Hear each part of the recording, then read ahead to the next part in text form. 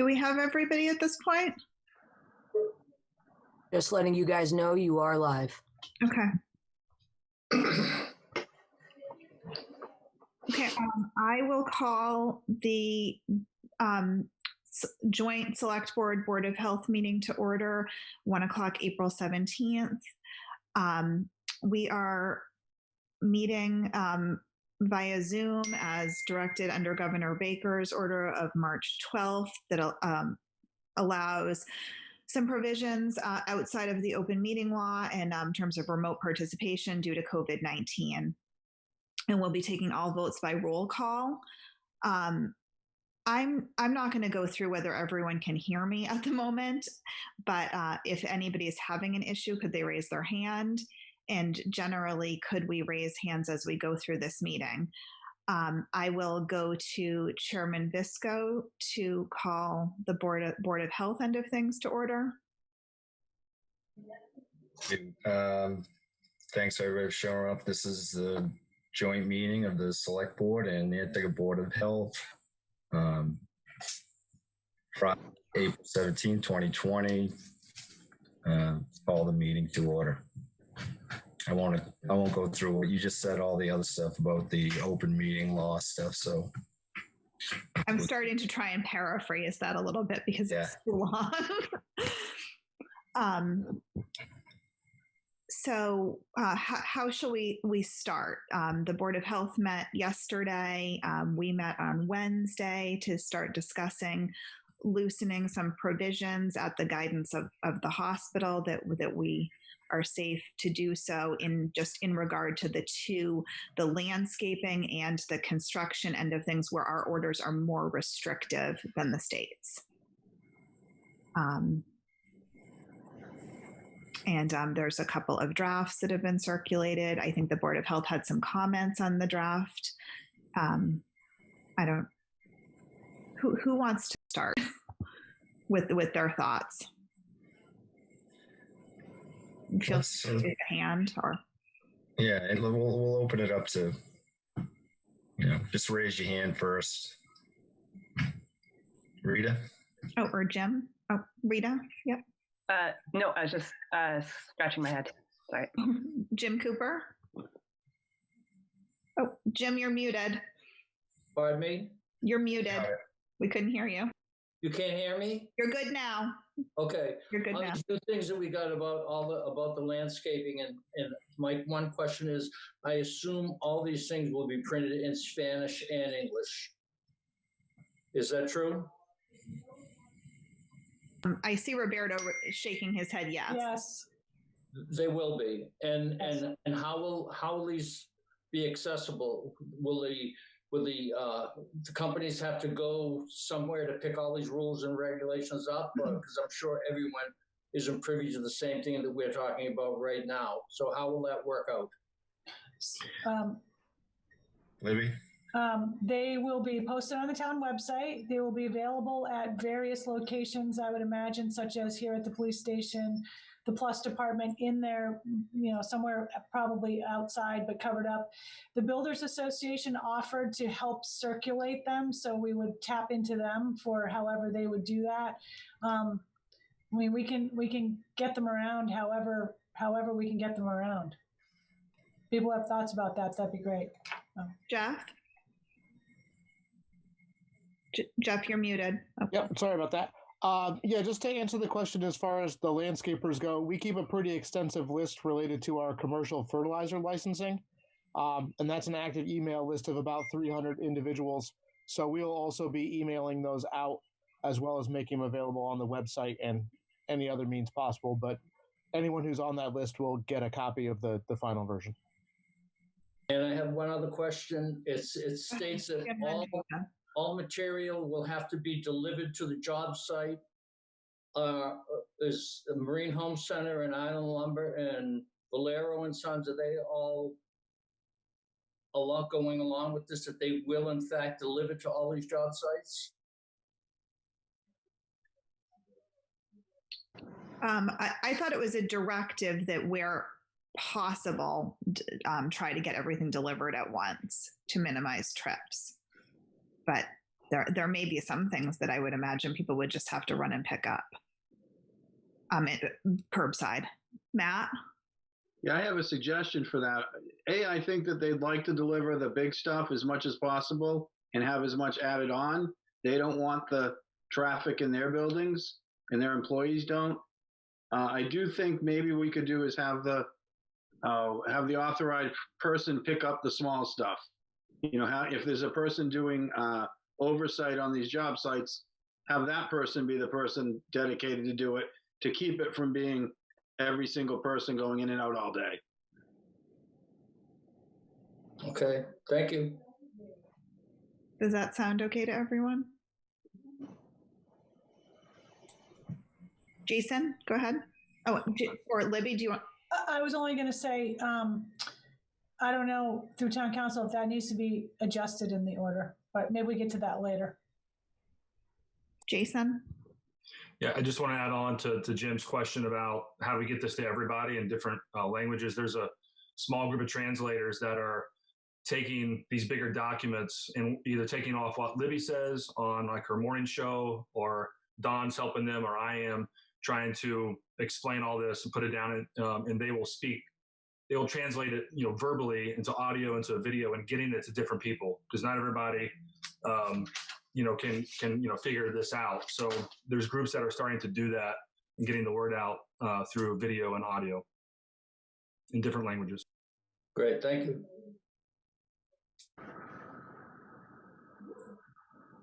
Leslie? Oh, hi, Madam Chair. I just wanted to chime in that the delivery language will definitely need to be modified in the draft that's going around right now.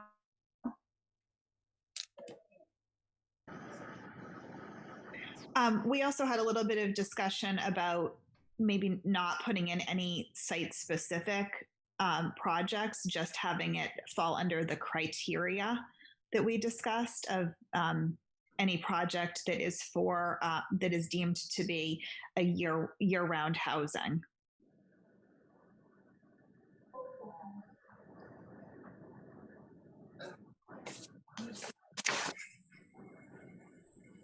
I have a question. Jim? How will you decide what is year-round housing and what isn't? I mean, at the top of page 3, it states that the houses that haven't been completely framed, you will allow to frame the roof, frame the shingle the outside, put the windows and doors in, but nothing inside. Now, what if those houses are for Nantucket people?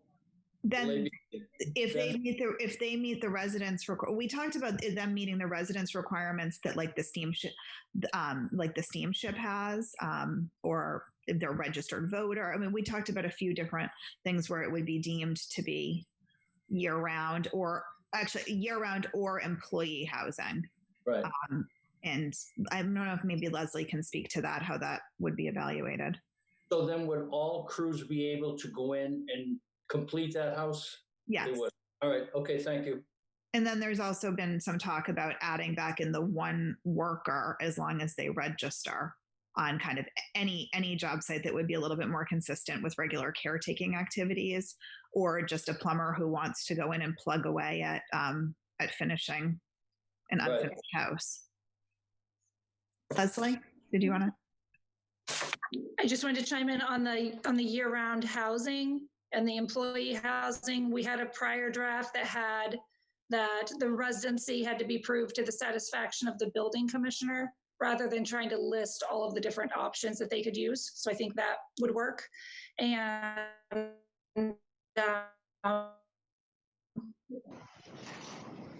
had another comment, but for the crews that can go in, they're still limited to 4 under the order, regardless of the work.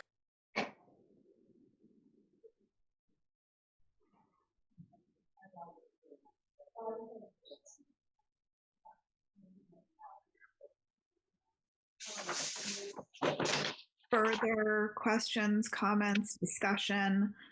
I think there's a few revisions to the landscaping. Maybe Jeff or Rita want to go over those.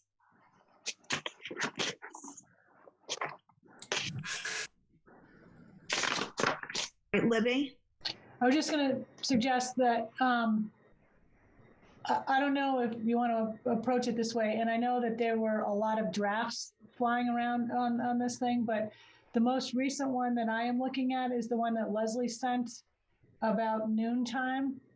I don't know if everybody has that in their email, but there's a number of comments that I don't know maybe if the board wants to go through those. And some of them are included in what you've already just a little bit talked about, the deliveries and the year-round housing. So I don't know, maybe you want to do landscaping first and then come back to this, but the comments, this can't really be finalized until these comments are addressed, and I think they are policy issues for the board. Yeah. Do you want to lead us through those, or? I could, with the assistance of Leslie and whoever else worked on it, town council, I guess. Does everybody have the draft that Leslie sent at about noontime? It came in email. Roberto, was that able to have gone to the Board of Health?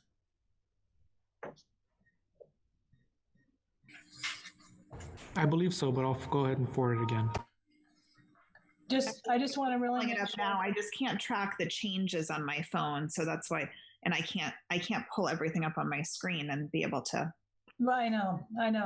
So I can go through. I need to like that stockbroker layout where I have the screens in front of me. Why don't we have Livy go through those? And I mean, I briefly saw it, and I'm sure most of the board members might not have had time to open it up and look at it. So okay, everybody would be fine with that. All right, so page 1, as you know, outlines the purpose of the order. No comments there. And then there's a few paragraphs about the status of emergency order number 1. And there's a little bit of change there, but I don't think there's any substantive issues there. There's a couple things in this. So at the top of page 2, 2 things. Number 1, there was some discussion the last time the board talked about this, and even the Board of Health yesterday, about covering the activation of, things like water in a house that nobody's currently physically in at the moment. So that is covered under here. That would be allowed. And then there's a date that says, the paragraph at the very end of page 1, for the purposes of emergency supplemental order and the emergency order number 5, which would be this: projects comprising other work necessary to render residential buildings fully habitable shall mean work on a residential building and used for dwelling purposes. And where the work relates to the habitability of the structure, such as work on kitchens, bathrooms, plumbing, and electrical work, including activation of existing utilities, that's where the water thing comes in, emergency repairs, and the completion of work on renovations started prior to March 10th, 2020. I don't really know where that date came from, but Leslie has a comment why March 10th should be March 20th, which is when the Board of Health order went into effect. So I'm not really sure where that March 10th date came from. So that would be maybe point number 1. Anybody have an issue with it being March 20th? Oh, Greg, sorry. Hi, everyone. Yes, I put that date in there. That's the date that a lot of the state orders track from. But there's certainly nothing that would prevent you, excuse me, from choosing a different date. So if your orders have been tracking for March 20th, then that's fine. We can make that change. Okay. Does anybody have an issue with that? So by unit, Christy? I don't have an issue with the date, but more of a question or clarification. Does this paragraph relate to all buildings, or just the ones that we're saying are emergency for to become weather tight?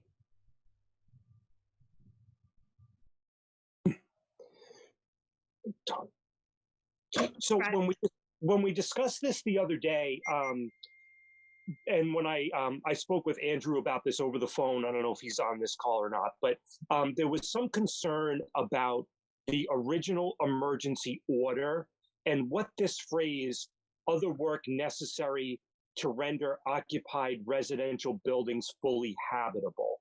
And in particular, I don't think people really understood what the term occupied meant.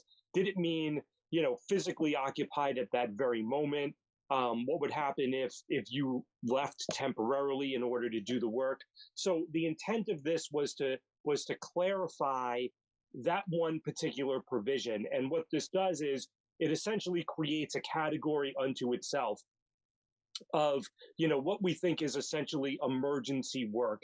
And it's work that, relates to a residential building that has a certificate of occupancy, and where the work relates to the habitability of the structure. So it's not going to relate to things that are new, like additions. But if you started a kitchen renovation prior to all this happening, you can finish that kitchen renovation. You can hook up utilities. You can activate your water. If a tree fell and put a hole in your roof, you can fix the hole in your roof. So that was the original intent of that provision. But because we found that it was unclear, we're offering this clarification as guidance. Thank you. That answer your question? Okay, so next. Okay, so also, Greg, are you tracking these changes so that they can be made when we're all done? Yes. Okay. All right, next. Under, I think this is page 2, part 1, allowable construction.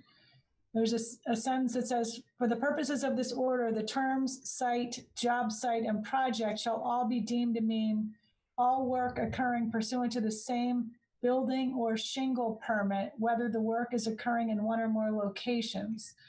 And I had a comment that at your meeting on Wednesday night, I thought the idea was to make this per property. In the event that there are multiple buildings on one property, it means, not all of that at the same time, because that would allow more people at the so-called job site.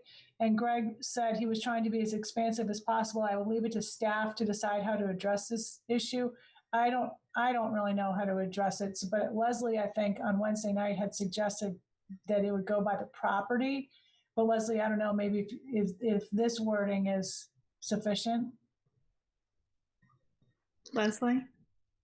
So the wording that's in the document now would allow people to work on, say, a second dwelling that's not totally weather tight and a primary dwelling that's not totally weather tight, as long as there aren't more than 4 people working on each structure. So that would allow more people on the property. But of course, they would have to socially distance and follow all of the COVID protocols. So if the intent is to only allow 4 on the entire property, then this language would need to be modified. And that would be a lot more restrictive. What do members from either board feel about that? Matt?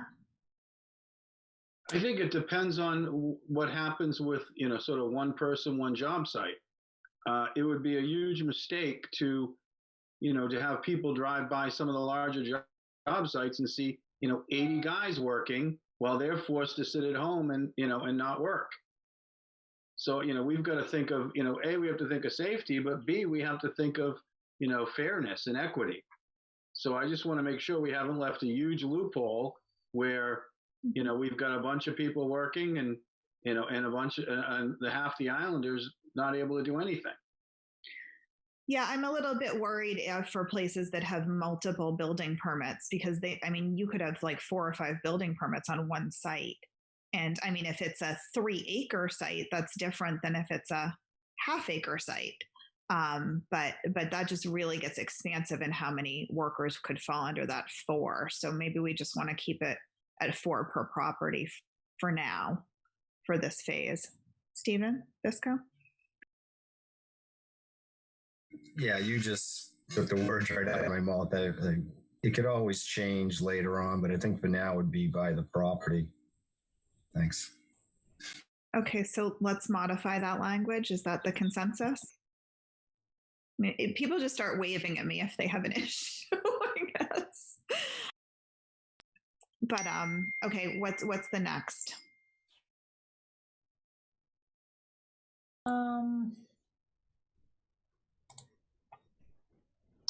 There's a section that addresses partially framed structures, dwellings, or additions.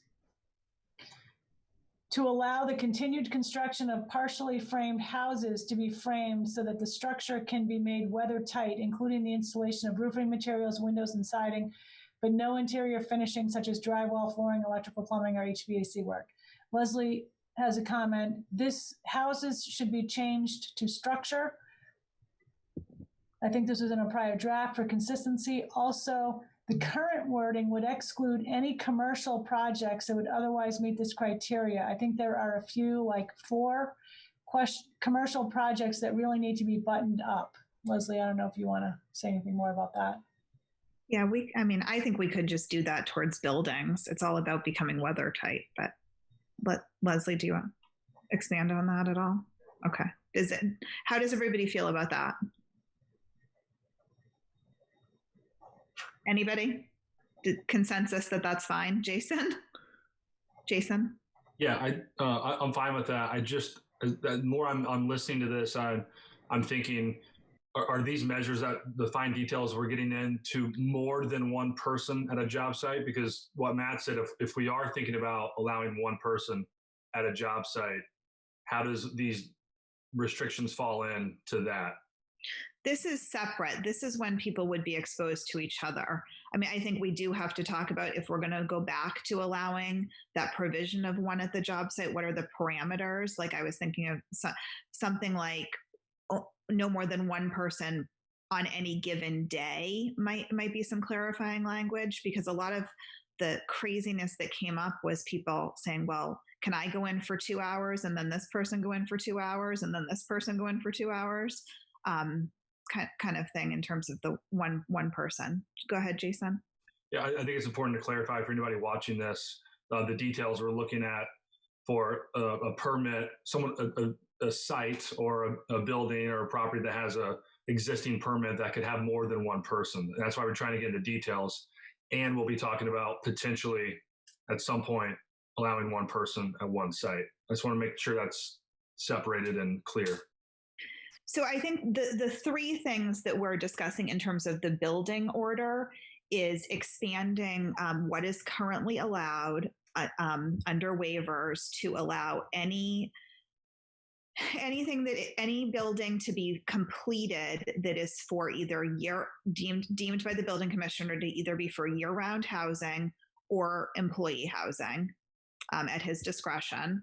And then the other provisions are to make any structure on the island that it is currently open to the weather brought to a weather tight situation, whether it's windows, sidewall, roofing, chimneys that have been taken out, those kind of things, to prevent further property damage. But the limitations would be to 4 workers on any given site is what's currently being discussed.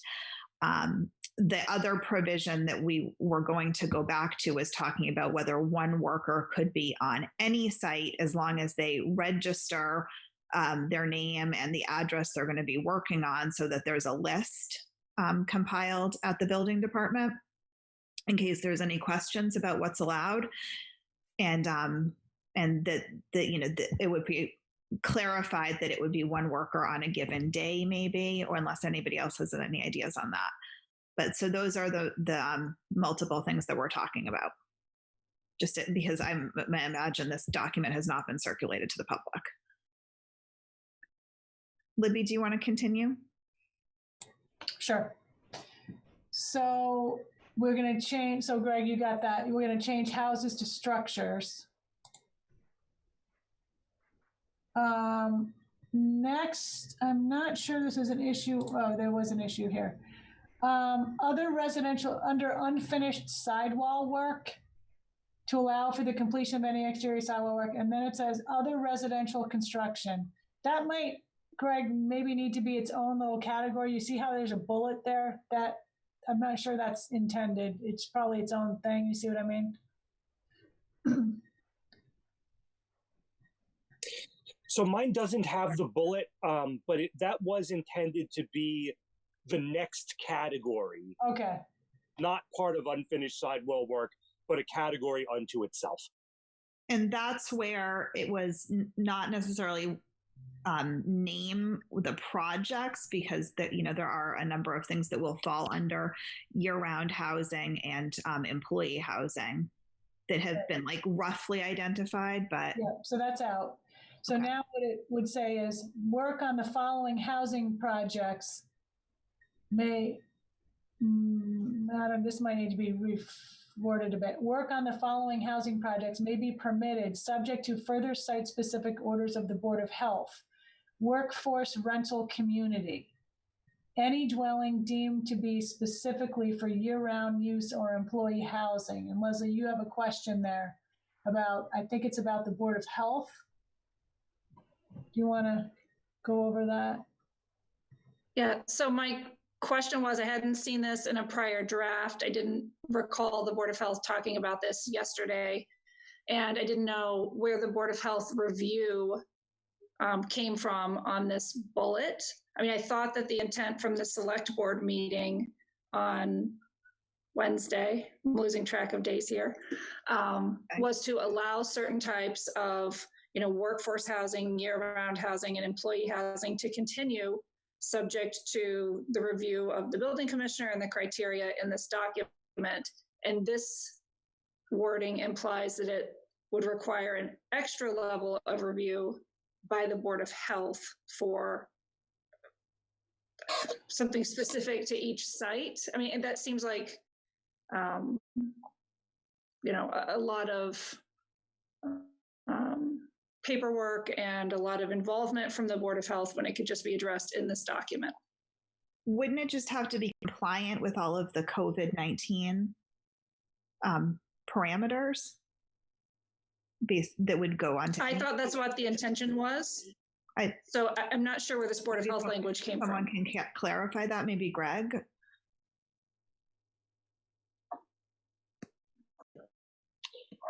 Yes, I put that language in there only more as a placeholder, because I didn't know how you wanted to determine which projects would be allowed and who would be making that determination. So I sort of put Board of Health in there by default.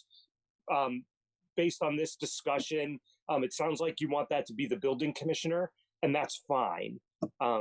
So I have no issue with making that change if that's the way you want it to be. And then, my understanding is that once the work is deemed by the building commissioner to be for year-round workforce or employee housing, then all of the other requirements of this document apply, including the 4-worker maximum. Yes, I think that was the intent. Matt, did you have a question? Matt, you're muted. What bullet point? I'm lost. I think it's where it's listed what the kind of exemptions are in this order that would allow up to 4 workers on a site, which is the weather tight and the what's deemed to be year-round or employee housing. Matt, it's about halfway down page 2 under unfinished sidewall work, but it's going to become its own category called other residential construction. You see it?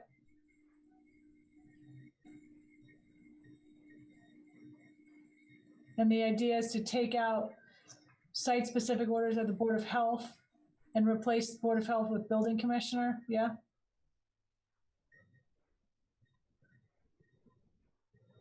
Is all the rest of that wording okay, Leslie, as far as you can tell, or whoever? So I was going to propose that we take all of that out and have it simply say any work deemed to be specifically for year-round workforce or employee housing as allowed by the building commissioner. Not year-round workforce, year-round. I mean, or workforce or employee housing. Yeah, I thought it was three categories: year Yes. round. Okay, just making sure. Workforce, yeah, or that it's not year-round workforce, because that's only one project that's going on. Okay. So any year-round housing. So just to be clear, so I understand it, it's year-round housing, year-round workforce housing, and year-round employee housing? Well, round housing, but like the Dreamland, I don't think that would apply, because some of their, I think it's just, it's whether it's employee housing. Right? I mean, does anybody have any thoughts on that, Leslie? Oh, no workforce? No, I think it would be, workforce should be in there. Okay. What? Sorry, Leslie. I mean, that's okay. Year-round housing, workforce housing, or employee housing. There's three separate categories. Not to belabor this, but so those second two categories that you mentioned, workforce and employee, does not matter if they're year-round or not. I don't think so, but am open to anybody else's opinion. Christy?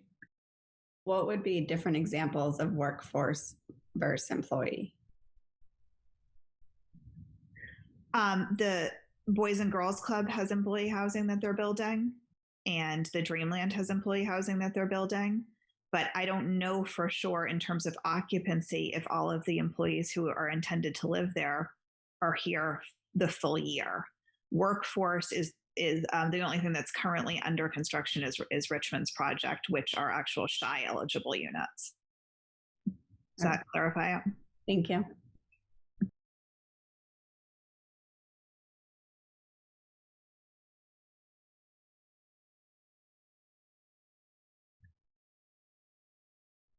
Everybody good on that point? Is that Libby? Is that okay? Good? So continuing on.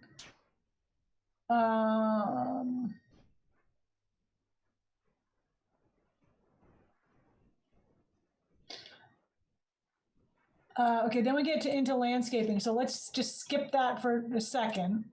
Then there may be more under down there a little bit more. Construction safety stand down. I just don't remember if there were comments there.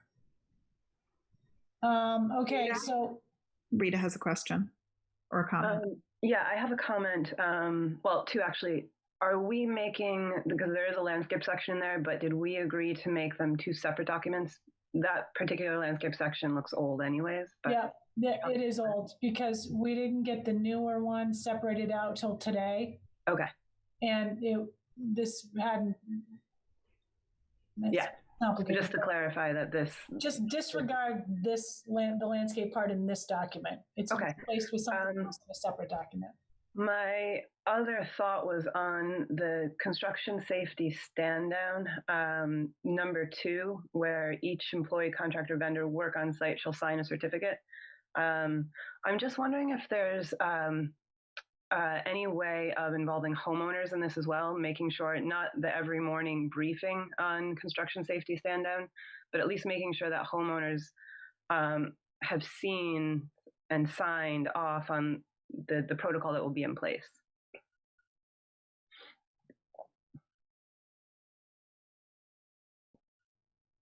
Through you, Madam Chair, on the application form that we developed, there is a signature for the homeowner to sign off on the COVID-19 regulations, saying that they understand them and that the workers will abide by them.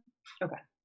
And are the fines, at the moment, the fines are only for we'll say the contractor? And any because it's under their license to make sure things comply. Is that correct, Leslie? I think that's a better question for town council to answer, but I will add before he takes over that there may not be it would depend, I guess. Council, do you want to weigh in on that? Yes, unfortunately, I couldn't understand Leslie's response. She was coming a little bit in and out, but basically, I think the primary means of enforcement are going to be against the contractor, either by suspending the authorization to proceed or in some other way. I'm not sure, that this would give rise to enforcement against the property owner unless they were somehow responsible for the violations. The other area in which I could potentially see enforcement would be, if you had a group of workers who were not, practicing social distancing or safety standards, perhaps each one of them could be given a ticket. But I think the most likely scenario here is that all the enforcement would go through the contractor. Jason? I just wanted to get clarification on why do we need the homeowner's signature? Is that liability? It seems like it's one more step. They got to print it out, sign it, scan it, send it back. Is it, was this a town council suggestion? I'm just curious. I think that the intent is that the homeowners are made fully aware that 4 people can be working on their job site and they have to comply with all of these regulations under our current circumstances. But someone else correct me if that's wrong. Rita? Just to clarify, that's why I was asking. I was just thinking about, for these projects, making sure that homeowners who are off island and may not be fully up to speed with what we're doing, hopefully they're not holding any of their contractors to unrealistic deadlines if they can only have 4 people per site. So this gives a little bit of educational opportunity and leverage to the contractors to be able to explain some of the things they have to do and not put them in a position where they feel like they have to do things outside of protocol in order to meet the property owner's demands. I think that that's a fair statement. I was going to say something else. I forgot what it was. I was going to say, I'm assuming that they can do some like an electronic signature through DocuSign or some kind of similar, so that it's not too cumbersome in terms of everybody in the world basically being at home without scanners necessarily. Matt, did you have a question? Matt, then Jason. Well, actually 2. Where do painters fall in this? Is number 1. And number 2, we're talking 4 per property. Is that, we want to clarify, is that 4 and they change every day? Or is that 4 that are assigned to one place? How will that be tracked? How will that be understood? I think the intent is 4 on any given day, but maybe we should talk about that. And painters under this would only be on the year-round housing that needs to be fully completed. That wouldn't apply to a weather-tight structure, but except maybe exterior trim. But they could fall under the 1 worker provision if we decide to put that in. Thoughts, Jason? You had your hand up. Yeah, I just wanted to comment on what Rita said about giving any of these workers something in their hand to show their clients. They're getting a lot of pressure. I don't know if they need the signature. If we all agree, that's fine. I think if the building commissioner gives you an application, it's like, and here's my parameters, and you send that to the client, that would be enough. But I agree with you, Rita. There needs to be some messaging and wording that everybody can give to their clients, so we're all on the same page. Gregg, did you have some legal thoughts? Oh, you're muted. Am I still muted? Okay. So I was just going to respond to Matt's question, which I think was, does it have to be the same 4 people every time? And the answer is no. It just has to be 4 people. But each time you get a new person, they have to go through the stand-down procedure and acknowledge that they're going to follow the protocols. But you can have 4 different people every single day, as long as you only have 4 people at a time. Is that a fair interpretation, everybody? Okay. Moving on. Okay, so that. Yeah, on that point. Matt, go ahead. Then when we go to sort of safety protocols, we need to look at that more closely. If it were the same 3 or 4 guys, that's one thing. If they're changing every day, this thing can live for 2-3 days on some of these surfaces. Then we may have to make that protocol a little bit tighter. Okay. Okay, so for now, no changes from that discussion, except the homeowner thing. All right, I think going to page 6 at the top, there's a section called General On-the-Job Procedures to Prevent Exposure and Limit the Transmission of the Virus. And I had made a note that there were a couple of issues from the April 15th board meeting requiring workers to remain on site for the duration of the workday, no going off site for lunch or errands or supplies, and requiring supplies to be delivered. So Gregg has inserted those requirements, so they're in there now.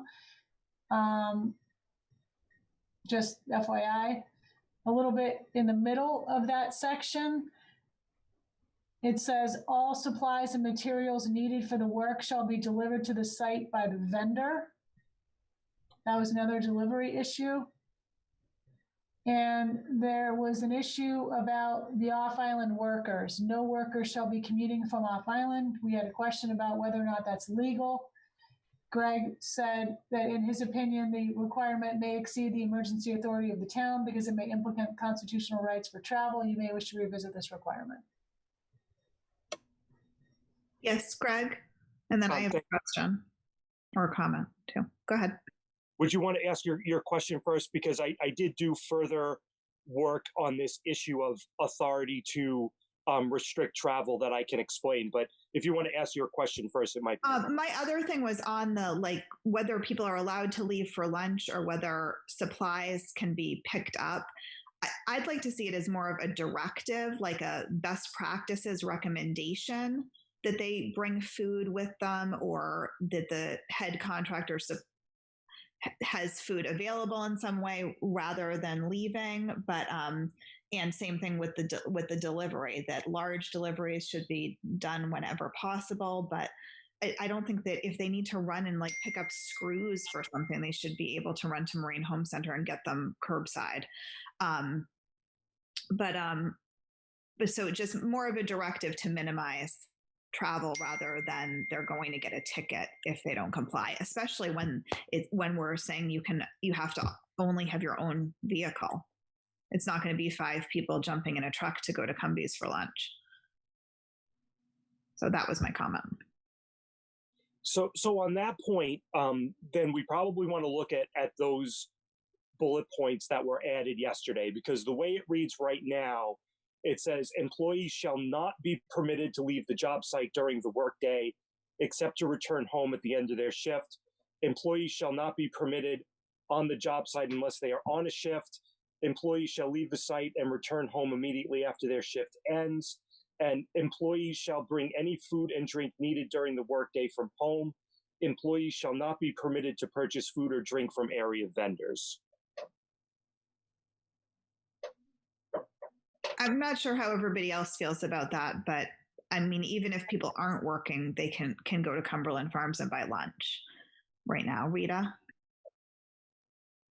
I just had a comment. I don't know how feasible it is. It would be Roberto, but the possibility of allowing food trucks to go to site, kind of like Foods for Here. What was it? The Foods truck. Jason, you know about that. I mean, I don't know if restaurants want to do that, food trucks want to do that, but that might be one way to kind of get food to sites. Jim?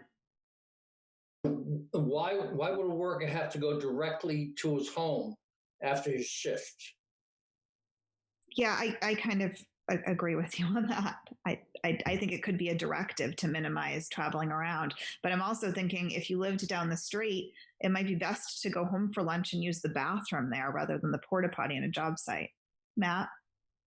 Yeah, I think sort of first off, we're still under a 12-day quarantine. I think that's everybody, or 12-week stay at home, 12-day stay at home. So we're all under that as we sit, and we're not supposed to be doing things that we're not supposed to be doing.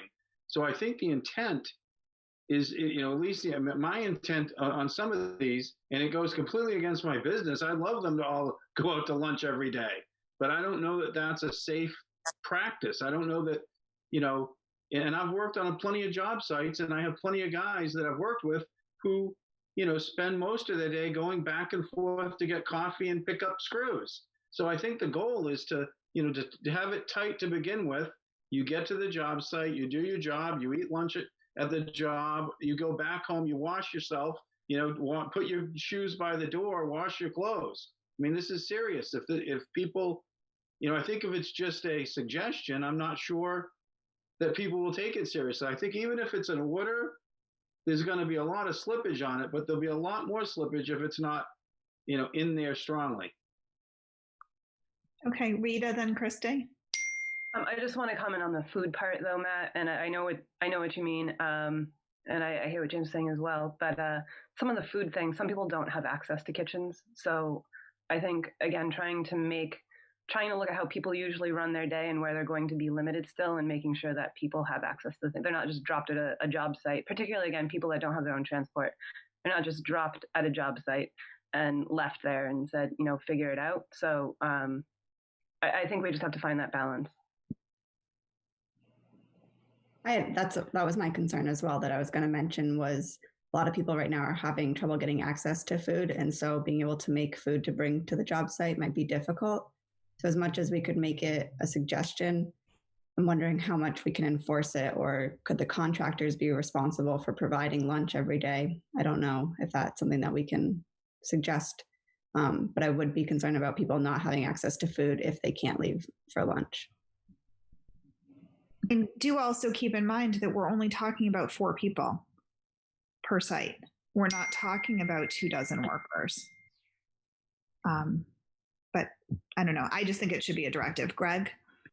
So, I think that this discussion goes hand in hand with should we be limiting it to only workers who live on the island? Because I think that if you're going to open it up to workers coming from off island, then these provisions are much more important to have. Because if you have people coming from off island to do work, you only want them there for the purpose of doing the work, and then you want them leaving again, because you have much less control over where they've been before. If we're only talking about people who live on the island, this may be of less concern, because these are people who are there anyway and may be going to these stores whether they are working or not. So with that, I did do some further research on the issue of whether you can limit this order to employees who only live on the island. And, clearly this is a unique situation that we're in. And so I couldn't find any court cases that specifically address this issue. But what I did find is that both under the Massachusetts and the federal constitutions, there is a fundamental right of travel. And generally speaking, courts have found that even when there's a fundamental right, that fundamental right can take a back seat to reasonable regulation when it furthers a substantial governmental interest. And we've seen examples of cases in which even regulations of fundamental rights have been either put on hold or compromised during times of emergency, or to further an important governmental interest. So in this case, again, while we don't have conclusive precedent to look at, given the extreme state of emergency that we're under, and given the fact that you're regulation is very narrow in scope. You're not saying no one can come to the island. You're not saying people can't travel back and forth. You're simply saying that this one particular type of business that we're allowing to open, while no others are allowed to be open, must do so by only using people who are already here. And that's only in effect for the duration of the emergency. So in my opinion, although, there is some risk of challenge, it's my opinion that you do have the authority to limit this work to only on-island workers. Stephen? That's a good point. Didn't we already do this in the original order, number 3, which expired April 6th? And I don't know why that April 6th date was in there, but that original order was very limiting to off-island people, unless you were specifically owned property here or was a resident or traveling for essential purposes. If we reinstated 3, I think it would solve that issue with what I think everybody is concerned here with, who we've all talked to, is their biggest concern are the workers traveling back to Nantucket once we put the space back in. We're trying to protect our community. We want to open the door a little bit to see what's out there. But when you let the people from off island come, the workers who are coming from anywhere, Maine, New Hampshire, Boston, we're really putting at risk. And we want to keep that line, the flat line, as flat as pavement for our own people. So this is directed to, Gregg. I was going to ask you this, but it's coming up already. So could we reinstate 3 with that stipulation in there? I mean, it sounds to me like you said we could do it. And that really, as a matter of public health, has to come from us. Thanks.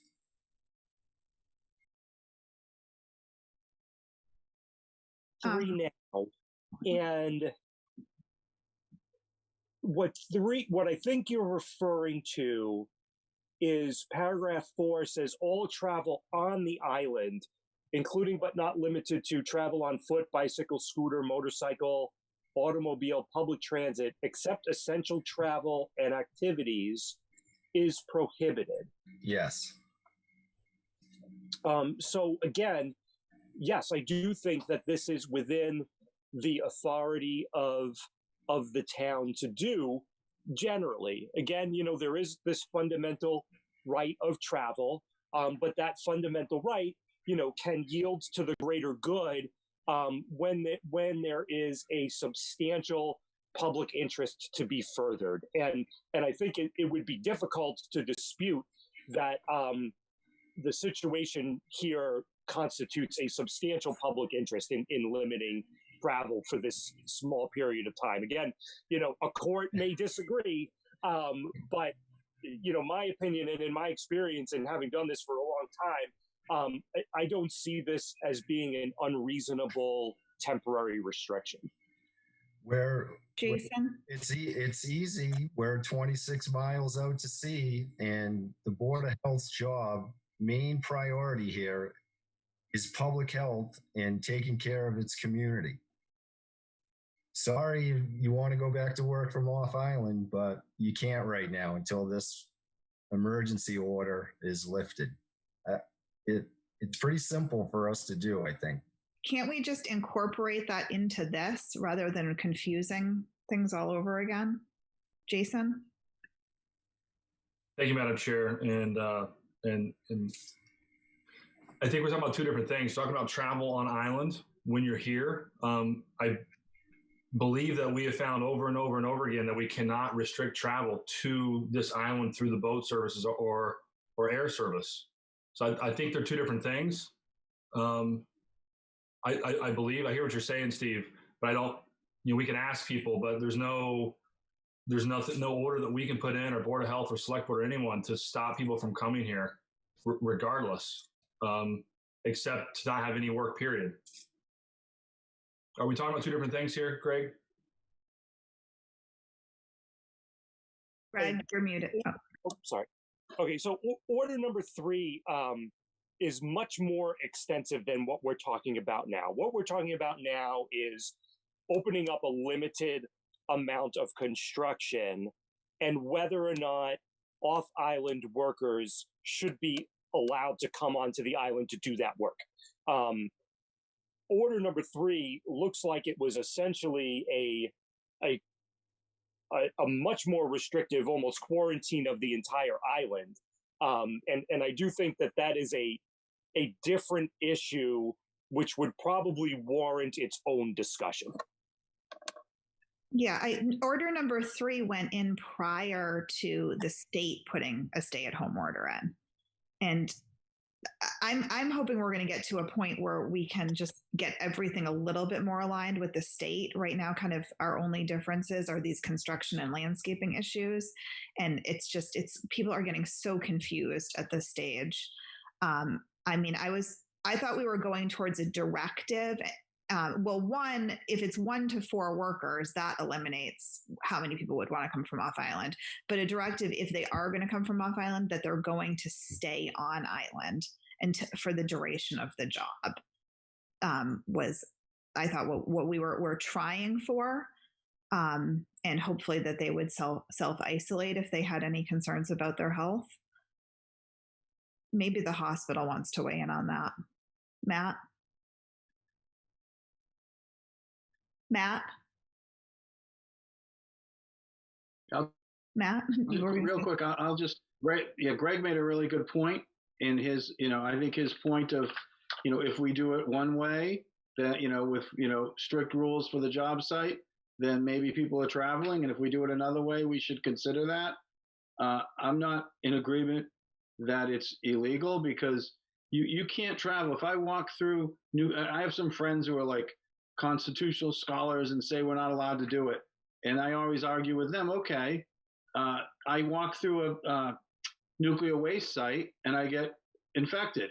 I'm not allowed to go and bring that all through downtown Nantucket. If I knowingly do that, I'm not allowed to do that. So you're allowed to protect, like Steve was saying, you're allowed to protect your community, and we need to be able to do that.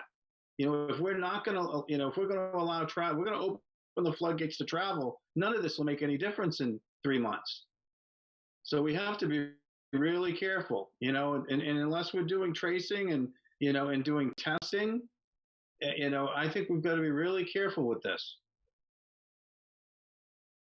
I think it would be good for the hospital to weigh in at this point because I mean they were pretty clear yesterday on testing is ramping up and that they are prepared and ready for a little bit more of a mix to happen here and to monitor how that goes because the virus isn't completely disappearing. Dr. Pearl? Yes, hi there, Dawn. I'm the only one here left, I think.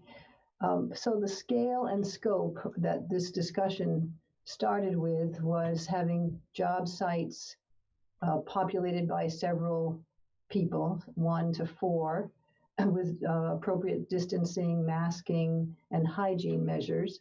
And that does not seem to me to be a risk to public health in any major way.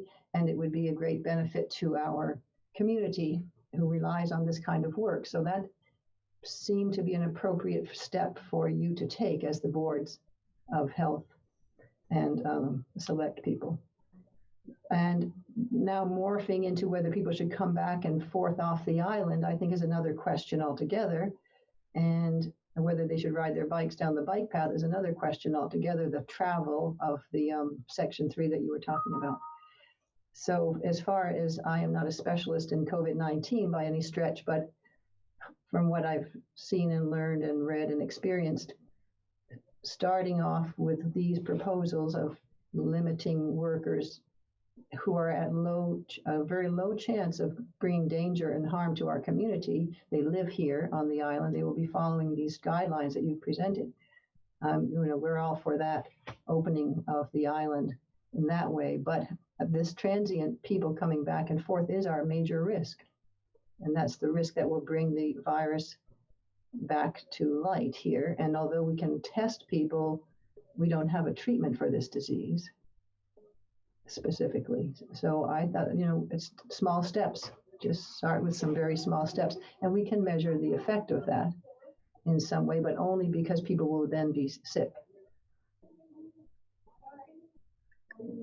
I also think that we'll be relying on the messaging from the Builders Association and so forth, that if this gets done and there's a problem and there's a lot of people traveling, then it's not going to continue. It will be closed off again. Right. So, I think that we have to be careful about constitutional violations, and I don't want to really get into a situation like the Outer Banks where they're being sued and spending town money on that. But I think that we need to look for the community to be responsible on this and protect the public health of the island and how they're managing their construction sites. Yeah, and I'm a little concerned about the health and safety of the workers on the job sites. If they're there by themselves and they get injured and nobody knows that they're injured and they don't have a partner with them, that concerns me. And then the lack of hygiene, there's no bathrooms with hand washing, and I know they can get the alcohol washes, but I don't want to be punitive to the workers so that they can't eat and they can't use a bathroom and they might be alone in a dangerous situation.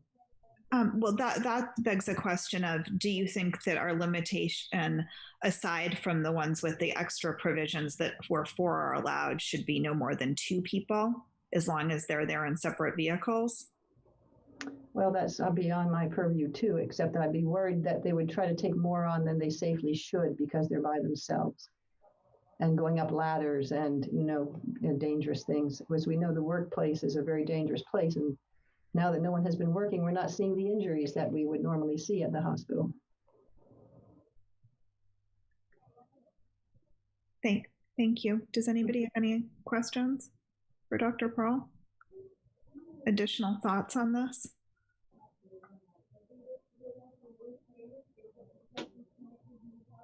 Gregg? Just some additional thoughts. Don mentioned the Outer Banks case.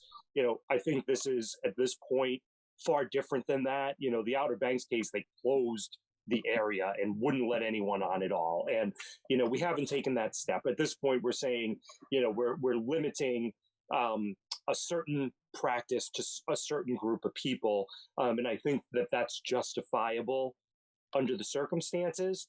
I think the difficulty is in that if you were to open this up to off-island workers, it becomes very difficult to enforce the requirement that they only go to their job site and back, because how are you going to know that they're the person that's in the Cumberland Farms or, at the gas station or going someplace else?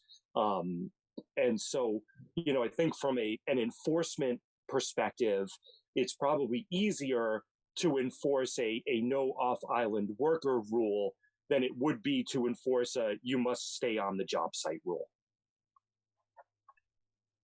Just wondering on the enforcement part, how would that be enforced? Well, so, if you were to see someone who you knew to be a worker from off island and they were someplace other than a job site, you could either issue them a ticket under the non-criminal disposition procedure, or in an extreme case, I believe that these orders can be interpreted as you're a trespasser if you're someplace you're not authorized to be. And if a trespasser remains someplace they're not authorized to be, and they refuse to move on after being warned, they can ultimately be subject to arrest. Okay, just to be devil's advocate on that. So if I come off the ferry and I look like I might be going to do construction work, someone's going to stop me and give me a ticket. I mean, I just let's just make sure that we know what we're talking about here. Yeah, I mean, that's the thing, right? I mean, all of this enforcement is subject to some level of discretion. And I'm certainly not advocating for, arresting people as they come off the ferry. But, I think if you had a rule that says that job sites can be open using on-island workers only, and you see a group of individuals, carrying large bags of tools with them, and then, going to a job site, I think it would be reasonable to assume that they came from off island to do the work. And that would likely be grounds to, question the contractor, where are your workers from? Rita, and then Jason. I'm a little uncomfortable with the sort of trying to ID people and what their profession is coming off the ferry. Without any sort of major transgressions against people's constitutional rights, I do think that if that is our biggest sort of vulnerability is people coming from off island, I think we should. I would agree with Steve and Matt. I think we should explore how we can limit that ferry traffic. But I was thinking that we were talking about having a daily log, and I just am wondering if it's possible to, if we have a daily log of the workers, if a contractor has 30 people that are going to be working for him 4 at a time, he submits everyone's names and addresses, and they should be on-island addresses. I don't know if that's a better way to do it. If they don't have an on-island address, then they don't. So we don't have to be sort of looking at people and trying to figure out if they're workers or not. But that was my understanding. I may have misunderstood. I thought we were having a log for the purposes of contact tracing, and I don't know if that's a way to sort of monitor where people are coming from or limiting. Jason, and then Jim. Yeah. Hold on. To echo what Rita said in the beginning there, I don't. We would have to do this differently if I see racial profiling, accidental, implicit bias coming out of anybody we think is a worker. Someone drives by and sees somebody, they think they're coming off the boat, but they're not. There's a lot of aggression and fear out there. I just don't like this. No off-island workers, and we're going to cite you or arrest you. I would rather not have any jobs being done for the next 2 weeks until May 4th. I think we're talking about 20 some jobs, 4 people max. Not a lot of people are going to come. I think this is our opportunity to educate and be leaders of Nantucket and asking people not to come here. Whether you said, Dom, through the Builders Association and doing a mass messaging of please don't come here right now unless you have this permit. But I don't like this open that we can arrest or cite. That bothers me quite a bit. Gregg? Sorry, Jim. Let's just let Gregg respond to that and then go to you. Yeah, so maybe there's a middle ground here. And instead of prohibiting off-island workers, what if we say something more vague like preference shall be given to on-island workers? And then we keep in place the requirements that the workers can't leave the job site during the day. Jim, did you want to? I think what Rita said is the way to go. Every contractor knows the guys that work for him. It's very simple for him to take the people that work for him, give their name and their addresses, and if you have to give them to the building inspector or to whoever's going to look at these jobs, he knows who the guys that are going to work for him, and he simply just uses those guys. You just don't hire anyone else. If you're only limiting to 4 people on a job, it can't be very hard to keep 4 Nantucket people in your crew on that job. Christy? I was just going to comment that if there is a way to put a preference for locals, I think that's something that we should move forward with. I think ultimately it's going to be on the contractors to kind of do what's right. And if they're going to be bringing people from off island, then they're going to be putting our community at risk and ultimately end up shutting down this slow easement. So I think it's in their best interest to only use on-island workers, and hopefully that message will get through. But I think it's going to be on all of us to self-regulate and not necessarily have a police officer at the boat, but report it when you see it, or encourage your friends to only use locals. I think it would be really hard to support opening up this industry when so many of us are not working and have all these people come from off island. I just think that's going to be a really tough pill to swallow. So anything that we could do to support hiring locally would be the message I'd want to use. Yeah, I like the idea of the contractor logging the 4 names of who will be working at a job site at any given time, and giving them the directive, like you need to keep it local so we don't have this mix, because that's where the virus exposure can come from. Oh, Steve? Yeah, I would agree with you and Christy and Greg. That was a good, I like that word, the preference. It's I would have no problem with that wording being put in there. Matt? And again, I think if we make it too loose, I think people are not gonna do it. And I think if it's a preference, I think there'll see some people say, well, they may not follow it. It may be longer than 2 weeks. The state may go longer, and it'll be, we'll be extending this. It's in the outer. It's different than the Outer Banks because we're not completely saying no. I think, in the job site part, I worked for a guy who, these guys are working. They're all adults. If you say you have to bring your lunch, they're going to find a way to bring lunch. I worked for someone, he didn't let me go to lunch every day. We took our half hour and went right back to work. That's, so if we're going to open it up, then we should be not scared about being tough on those. So. Okay. Jason?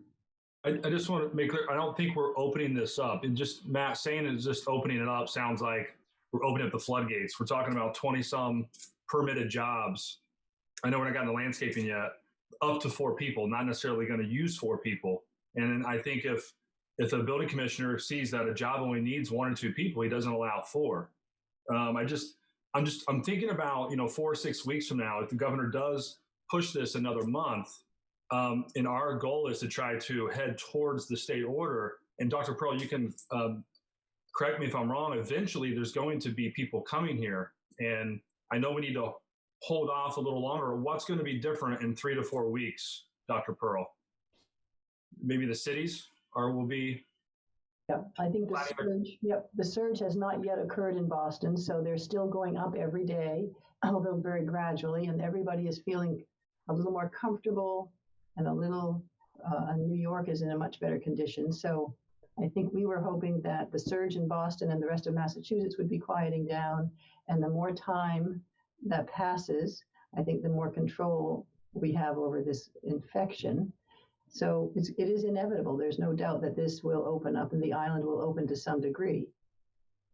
But one step at a time would be the best way, of course, rather than opening the gates. So this is a first step. Yeah, that's what I like about this. We're still more restrictive than the state. We see how these kind of provisions go over the next 2 weeks. I don't think it is opening any kind of floodgates. The projects are limited. Matt?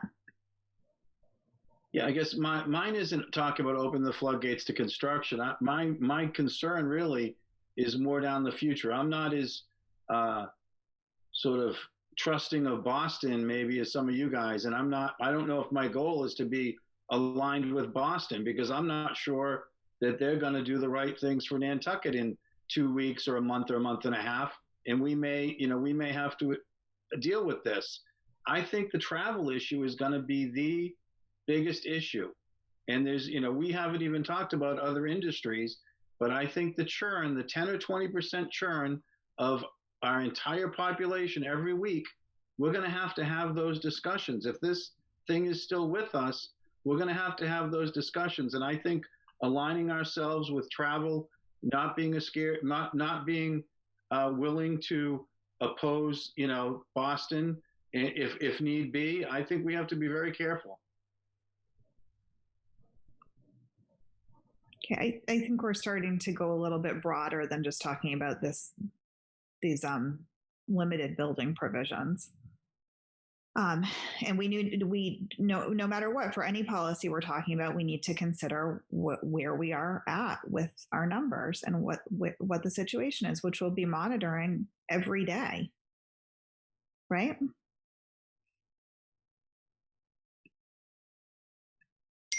Can we keep going through the order? Sure. And then maybe when we're done with it, we can just figure out what's changing and what's not changing. So that was the off-island work. Malcolm, sorry, Malcolm. Malcolm, you're muted. We're going on, I'm not sure to resolve all that last discussion paragraph. We kind of wandered off on travel and so forth. Do you have thoughts on how to tie that up? I'll give you my thoughts. I don't think we concluded anything. I think I like the word of preference to Nantucket workers. I think that's simpler. If it doesn't work out, we'll deal with it. And as Diane said, I have some concern about, 1 to 4 people of one person at a job site. That bothers me. I don't know how to resolve it because there may be injury.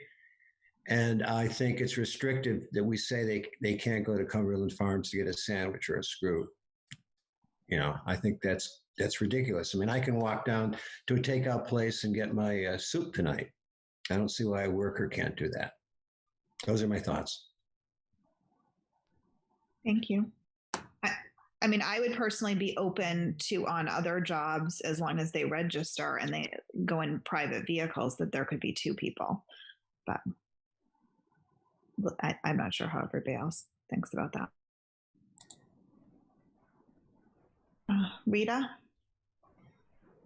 I feel like the people we've been hearing from are people who do a lot of solo work already. I think we can keep it at 1. I understand Dr. Pearl's issue, but I think a lot of the trades that want to have the 1 person per job site rule already do a lot of solo work. If they're painters, hopefully they're not getting up on ladders by themselves anyways. So I don't know if there's a need on our behalf to go further with it right now. It seems what we've been hearing is, I'm a carpenter, I'm a painter, I'm a one-man show, and I can get back to work safely. So I don't know if we need to extend it. Yeah, I've also heard the 1 person who operates a machine for like excavation, that they feel pretty safe that they could go run a machine. Oh, Gregg? So I just wanted to say that there's nothing in this document that specifically addresses the 1 worker situation. And really this document is not well tailored to that. This document is really aimed at opening up bigger projects to a certain limited extent and making sure that those projects take the proper precautions. I think if we're going to start talking about opening up other jobs for single individual workers, that's probably a different discussion. I think that came up because this was in one of the prior Board of Health orders that got altered. And a lot of people are asking about this particular provision and then how it also ties into the landscaping provisions. And that's why it's come up a few times. Okay. Matt? Yeah, from a policy perspective, I'd rather start with 1 person, 1 job, and then move to the big jobs. I think it's coming up because kind of common sense says, those are the least dangerous, and then at least, and then move up the scale. But you're not suggesting we would still do the 4 workers on these very specific items where they can't do these things can't be done alone. Yeah, no, and I'm fine with that, but not if I don't want to put the 1 worker aside, because it's not in this document. I think that's, and I think politically it's sort of in buy-in from the community, it would be a mistake because a lot of people are saying, oh, great, we're opening for these larger things, and I still can't go and paint, a wall in this house and finish this house. I just think we need to have those happen at the same time. Rita? I'm wondering if that's something, the one worker, one site, though, is something that we could look at our meeting next week, because I feel like we sort of tried it once, we backtracked, we haven't really discussed, we sort of acknowledged there were loopholes and concerns, but we haven't really discussed, and I don't know that we can really hash out what those concerns were here today without some guidance from Roberto or from Leslie or for someone about how that could work safely. So I don't know that we can do it today as part of this document, but I think I'd be interested in hearing what people had to say about how we could do that safely, because there is a demand from it, and I think it fits into what Gary Shaw told us was look for the most, I guess, the most safe ways to sort of introduce work back into the community. Matt, you're muted. I think we could, am I better? There we go. Yeah. I think we could do it pretty easily. We make them sign the same paper that we're asking the larger jobs to sign, and they say what they're doing and where they're working, and it's one person, and we're done. I think it's relatively simple, and I don't want to put it off. I don't want to, move the speed of government and put it off for a week or two while people are home and struggling. I just think, Yeah, I mean, one thing that I've been talking to people, and I mean, there's so many single people who have said that they have stuff to go do. That's super safe, because there will be no exposure to anybody else, and hopefully they won't be taking on things that they shouldn't be doing alone. But we're also economically, and I know that we're talking about public health. People are coming up on their May 1st deadline of making mortgage payments and paying rent, and there's a lot of other potential public health issues coming into play as the economics get that much more dire.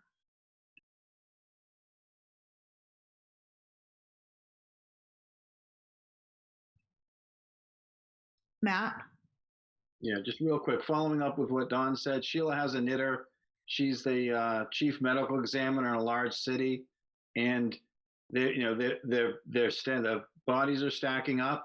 But now what she's seeing is that it's COVID related. It's suicides and violence, where family members have beat their wives to death or killed their kids. I mean, and I'm not saying that's happening here, but there's a lot.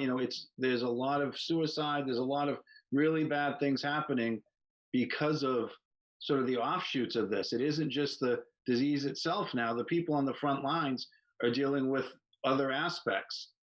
And so I think it's important that we recognize that and do as much as we can to avoid those, sort of bad things here. And a lot of that is outside of our control. We're governed by the orders throughout the state, but these two industries that we're talking about are under our control because we're more restrictive, and we're being told by the hospital that we can take, what Gary said yesterday is take the brakes off a little bit and see how it goes. I mean, we've done an amazing job. 14 days of no cases is, I think, a pretty fantastic accomplishment for Nantucket. Jason? Madam Chair, if you will, and if Mr. Visco thinks it's okay, I think we should continue to go on what this weather tiding, structure looks like. And then once we finish that, we can do we feel comfortable allowing 1 to 4 people to finish these specific jobs? And that's it for construction, get through landscaping. And then kind of back to what Rita said, at the end of this, we can talk about 1 or 2 people at a job site. What do we need to work on for a future meeting? Okay, Libby, do you want to keep taking us through? Sure. So we'll maybe come back to the delivery and off-island situation.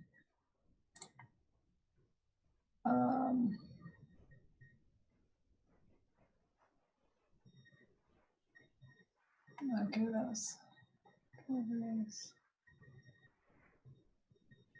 Leslie, you have a comment about down at the bottom of page 8, about the appeal process. Does it all go to the Board of Health, building commissioner, fine, stop work? How will all that work? It should be in this document so there's a clear path for staff and the public to follow and understand. I don't know, Greg, if you have thoughts about that.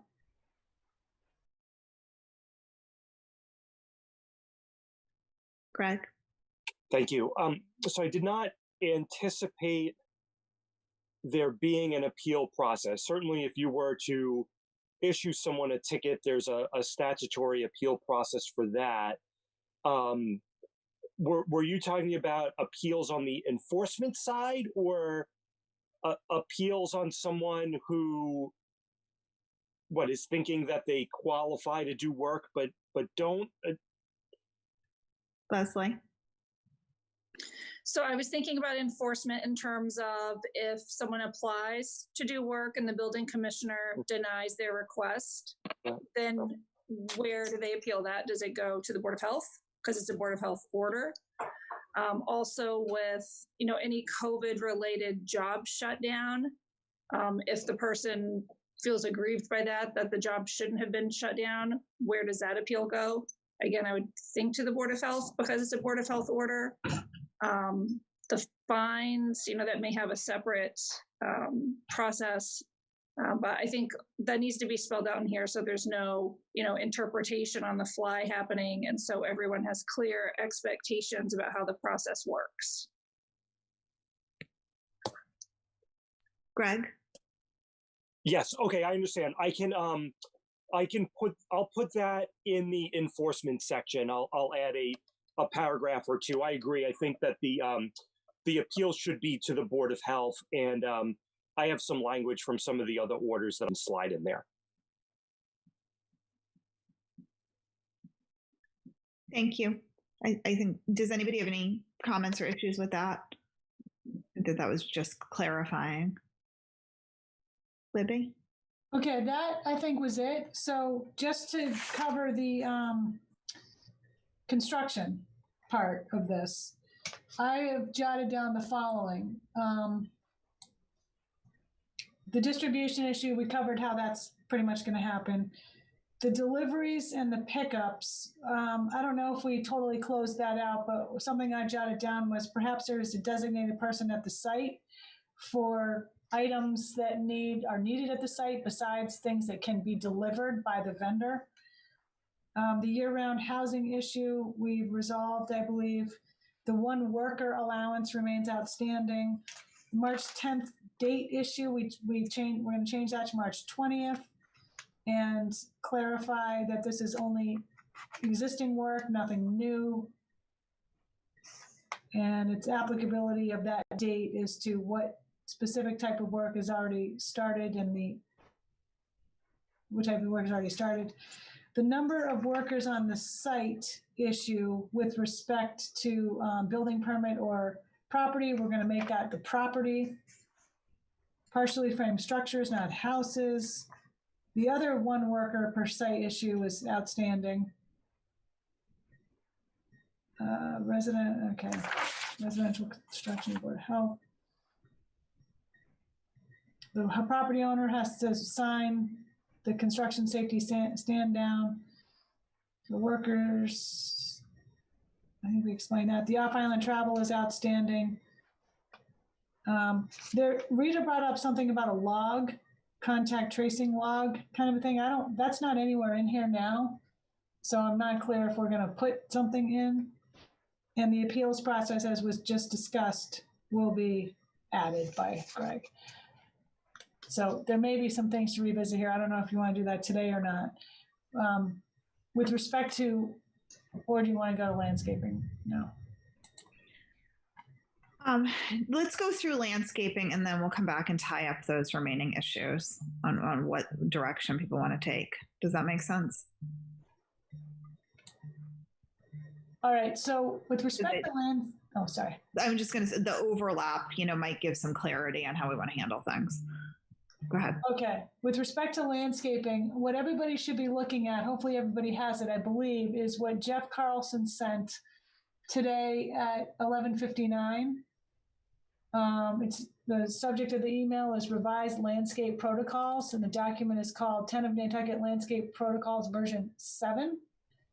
And I think Jeff can speak on this, but I think what he's done is removed the landscaping component to the order into its, just take all that out and put it in its own document. So it's a separate order entirely. And I think at the board meeting last Wednesday, we left the landscaping that the board wanted it to be 2 separate orders. So that'll be happening. And Jeff and Rita, I think, with maybe input from others, we're going to try to revise the allowable activities. So maybe they can take us through that. And the other stuff, other wording in here will be similar, I think, but I don't know if it's identical to the construction safety protocols. It still says construction safety stand down. Jeff, I don't know if we want the word construction in there still. And I see you did add something in here about a daily log. So maybe that phrase can be put into the other construction order. Each company shall also keep a daily log for every employee listing each property worked on by each employee. This log shall be made available by request of the Board of Health. And I don't know if the other components to this, the enforcement and the safety protocols require any kind of modification because it's landscaping, not construction. It might be uniform. So I don't know if you, Rita, want to take us through the allowable activities, how those have changed since Wednesday. Jeff? Yeah, I'm happy to kind of walk through those and some of the changes that we went through, and thanks for the catch on a couple of those. So after kind of some discussions and some summaries that we've put together, we moved some stuff around a little bit, and we've created kind of this initial list of allowable activities to kind of get open and get plants unwrapped and protected, and some of the greenhouse didn't change. One of the additions was the irrigation system commissioning related to water turn-ons. There was some concern to that for making sure that people can water plants. And then we did have one exemption that was in there previously for one worker on site to not really have restrictions, and then created this new category of what I'm calling secondary activities, which include things like mowing of lawns, mulching, fertilizers, kind of those secondary activities for kind of initial maintenance and care. But having that to be authorized by the Board of Health separately after at least kind of 1 week of the initial tryout to make sure that things are working okay and people are compliant, and to also get kind of that regular review and check-in for how things are going before we kind of take that next step into some of the more maintenance style activities for crews that are the crews are limited in landscaping by 2 individuals right now. So to get 2 people doing that work would take that secondary authorization of the Board of Health. And then one of the other new additions was what Libby brought up. We do have in number 6 in the general protocols, we are going to require that each company keep a daily log for each employee for the properties they visited, and that can be made available by request. So if there is an issue, we'll know all the properties that any of the employees were at, what day they were there, who they may or may not have been with if they were by themselves, but a little bit more of a check in case something does come up. And then to scroll through, I don't believe we changed any of the real protocols that were already included in the original draft. So I'm happy to take questions or comments if people have them, but that's kind of the real basic run through. Rita? Yeah, just quickly before making a couple comments on where we're at with the landscaping, I think it might be a good idea to consider a log for the construction, especially if we're only doing preference for island. I think in terms of contact tracing, from what I've heard, that being quite difficult. If we do have off-island workers coming, then knowing who they are, when they were different places, and who they might have come in contact with might be valuable, and I think a fairly easy addition to the construction plan. Yeah, Jeff and I did talk yesterday, and this revised document is, again, mostly a reordering of things to have a little bit more, I think, again, minimizing some of the work initially and then letting it off a little more slowly. I really still am not comfortable with this. I think this is better than it was before, but I'm really struggling. This past Wednesday was the first time we as a board have heard that we can stop being cautious. For the past month, the hospital has made it very clear that this was, before we even had cases here, that we were to be very cautious and take this very seriously, which is why we put in our stay at home before we even had cases here. And it's why we've got more restrictions on the construction and the landscaping. So I think if we're trying to get landscapers back to work, I think the more responsible way to do that is the one person per work site. I feel pretty strongly that the protocol is great, but when you're in the field trying to keep your hands clean, your hands away from your face, your mask on. If someone needs help lifting something into the back of the truck, you go and you help them. So I'm dubious that we're really going to be able to, with 2 people per job site at the start, just snap our fingers and start doing things differently than we have done them. Or when in places where you don't have bathrooms, you're not supposed to be leaving the job site, and you don't have hand washing facilities easily there. I just don't think we're going to be able to do it. So I am concerned, and I can't do the same about turn that the hospital has done, and I think some of the other board members have. So I still don't think this is ideal. And I think that, again, realizing that if Jeff has 300 people on his email list that are going to be contacted with this information, and that's 2 people per job site, that's 600 people back out working. And we've also been told by the hospital that this is a numbers game, and the fewer people in contact with each other means fewer transmissions, opportunities for transmissions, and fewer cases. So when I looked at this as a numbers game, that seemed like a lot of numbers. And I'm okay with being overly cautious. If other people aren't, that's fine. But I'm still concerned. And I think the thing is that I know a lot of the people that are going back to work very personally.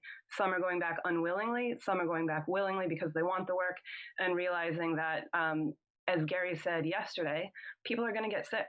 So we're testing out how this works on people that we all know. So I'm still uncomfortable with it. I don't think that we're necessarily finding the right balance between economic health and public health on this one.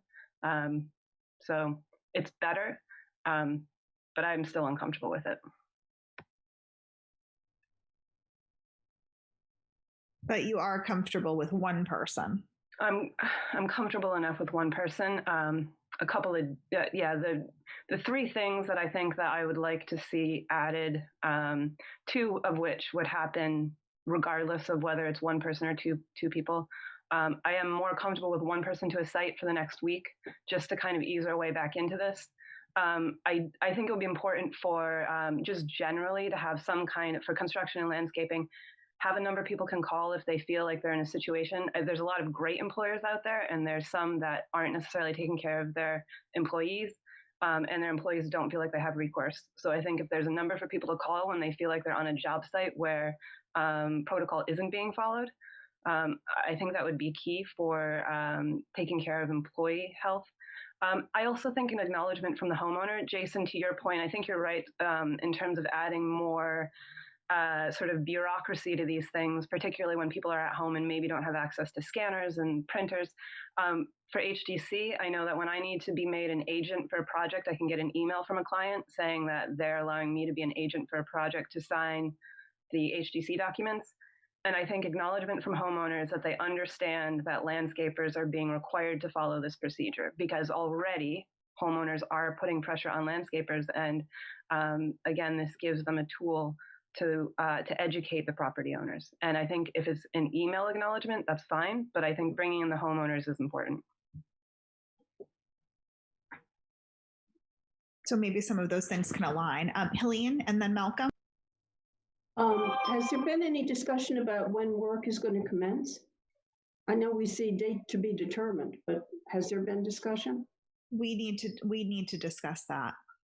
there will be a lag just in terms of getting paperwork together. Yeah, that's what I thought. Yeah. What I kind of heard from the hospital yesterday was that they were ready. I mean, originally we talked about a week out, but I also know that it will take a number of days just to get paperwork in order. Yeah. Okay. Thanks. Malcolm?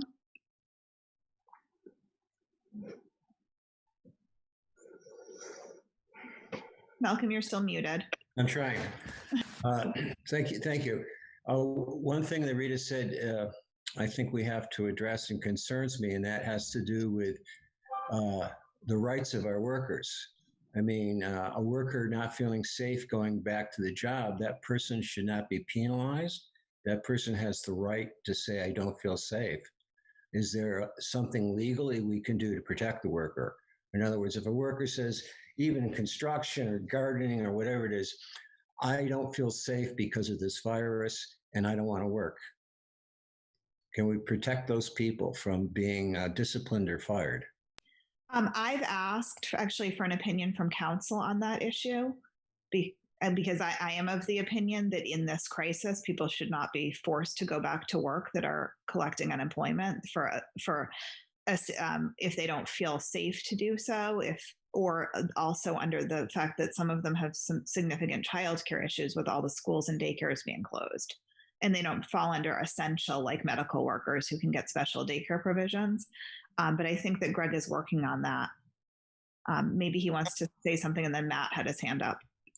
Yes, just briefly. I was not able to get a conclusive answer on that in time for this call, but I am aware of the concern, and we will provide an opinion as to what the rights of workers are and what the authority of the town would be in order to protect workers if there's anything above and beyond what the state already does. However, I would say that having we are requiring for job sites that there be a placard up about the social distancing requirements. I can't see why we couldn't also put a phone number in there for someone to report to the building department if those requirements are not being met at a particular site. How does Matt, go ahead. Yeah, my understanding is there are some of the rights were extended or increased, and there's a document that all businesses are supposed to post, so that's number one. And I think Christy has some information on this issue. Yeah, I think she will. And on unemployment insurance, it is a little murky. If a job is an essential job and the person just doesn't feel comfortable, that's still unclear from my understanding. But it isn't unclear if they are taking care, if they have COVID, they're taking care of somebody with COVID, then it is clear that they can stay. But on the other one, I don't think it's clear yet. Christy, and then Rita. Yeah, I was just going to say, there is the new Family First coronavirus, I forget the whole thing, it's FFCRA, that expanded paid medical leave and family leave. So if you're unable to work because of daycare, you can apply for it. I was actually trying to get a hold of Megan Blair-Valero before this to get confirmation, and it's a maybe if people would be able to apply, but at least something to look forward to or look into. I do think that there are concerns. I know a lot of us received messages of people being scared to go back to work and also not having access to work if there's only one person per vehicle, and how they would get to job sites via bike or the NERDA. And so just trying to think about how employers could be flexible at this time to have people that are willing to go back to work start, and then be considerate of others who maybe want to take a couple of weeks before returning.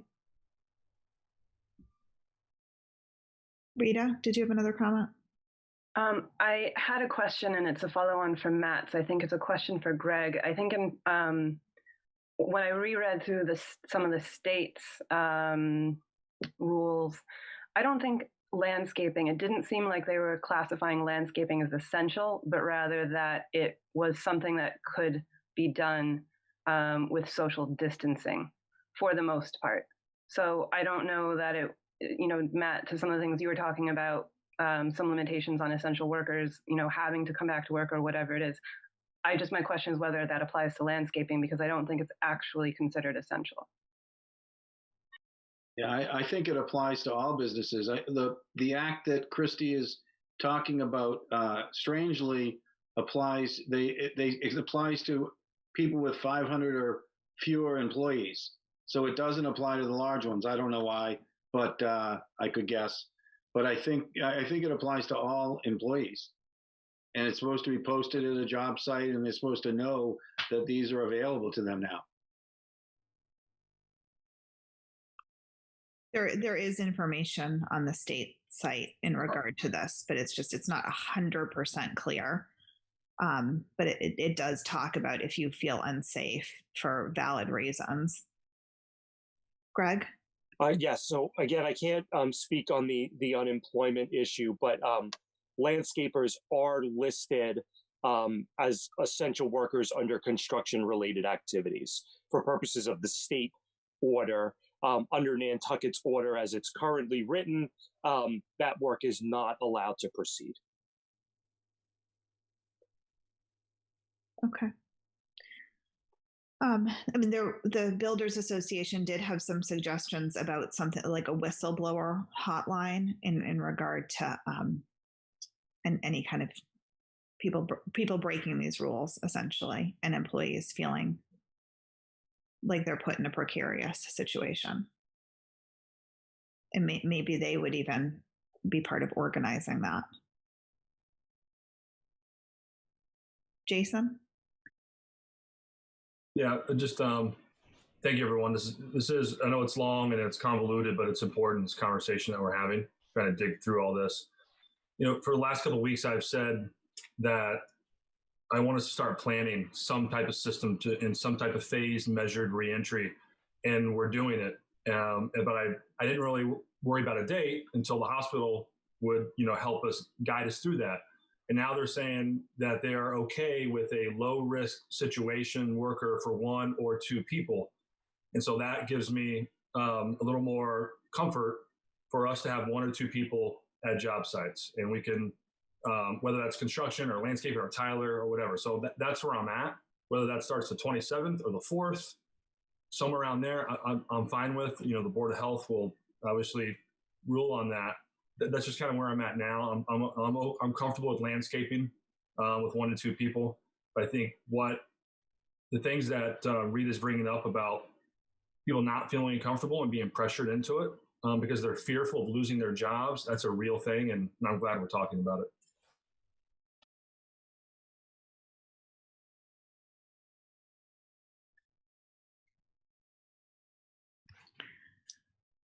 So where are we on moving forward on these things? I'm going to have to go go plug in my computer because it's going to die in a minute. So I'm going to leave you guys for a second. Rita, can you chair? I guess where we're at is really if any members of either board have comments, additions, concerns on the landscaping section or the landscaping document. Christy? I know with the construction, the Builders Association was really involved. What was the involvement, or is there an organization that was involved with landscaping? Say Jeff or Jason could possibly understand, or sorry, they definitely understand. Fill us in. Sure. So we definitely worked with a group of landscapers to kind of review and put these together. I'm sure, as you guys can imagine, as soon as we started putting them together, comments kind of, I know I got a lot for ideas and thoughts and from people just randomly emailing in. But we did have a number of calls, and then I also did a little bit of self-research and looked at whatever guidelines the state had put together. Some of the recommendations from places like the CDC for activities have been put together. Definitely tried to kind of hive mind it as much as possible to assemble something that we felt was at least good to kind of kick off the discussion. I don't know if Jason feels any differently or has any more he'd like to add because he was directly involved, but that was kind of my experience with it. Thanks. I can just add in really quick. Zoom calls that I was on with 10 to 12 landscapers were mostly owners of bigger jobs. It wasn't smaller companies or individual gardeners or anything. That's where I got most of the feedback. Back. I had feedback from some of the guys who are a bit smaller, and they shared some concerns, and they had some concerns like Rita is talking about. So I think it was sort of a cross section. I think the idea of the log for construction and for is really important, and I think the dedicated phone line, and I wouldn't leave that up to the builders or landscapers to monitor themselves. I think the town should have a dedicated phone line that people can call, and we could monitor and make sure things are addressed in a timely manner. I think this is sort of new territory. I think we need to be prepared for it. Okay, so I think we've got some decision points. Hold on. Oh, go ahead, Steve. Can I just make one more comment looking at the landscape thing where they, under the exemptions on this new one, where landscaping work, where the work is limited to only one worker on site? Isn't there any reason why we can't put that in the construction part too, which we were basically talking about earlier? That was what I was referring to when we talked about the overlap, that maybe we could have the same provisions in there. Rita? I am okay with that. I just going back to some of the conversations we had before, I think the difference being that for the construction side, we're talking about being inside versus being outside. So when you've got one person, and those are some of the questions we were receiving about the one person per job site is, can I have my plumber come in for 2 hours and then can I have my tiler come in after him? And you wouldn't have that in landscaping as much. Whereas in the construction, it just seemed a little more convoluted. And then you're inside, so you're talking about disinfecting areas. Do you do that sanitizing? So I think that's what, just really as a record keeper, that's what was discussed before. I would like to see the one person per job site go forward, but I think that was a legitimate concern from before. I think that there should be language added that it says something like on any given day with proper sanitation being done in between. Would something like that make sense, Gregg? This is on the construction piece. The landscaping's outdoors, so it's a little bit different.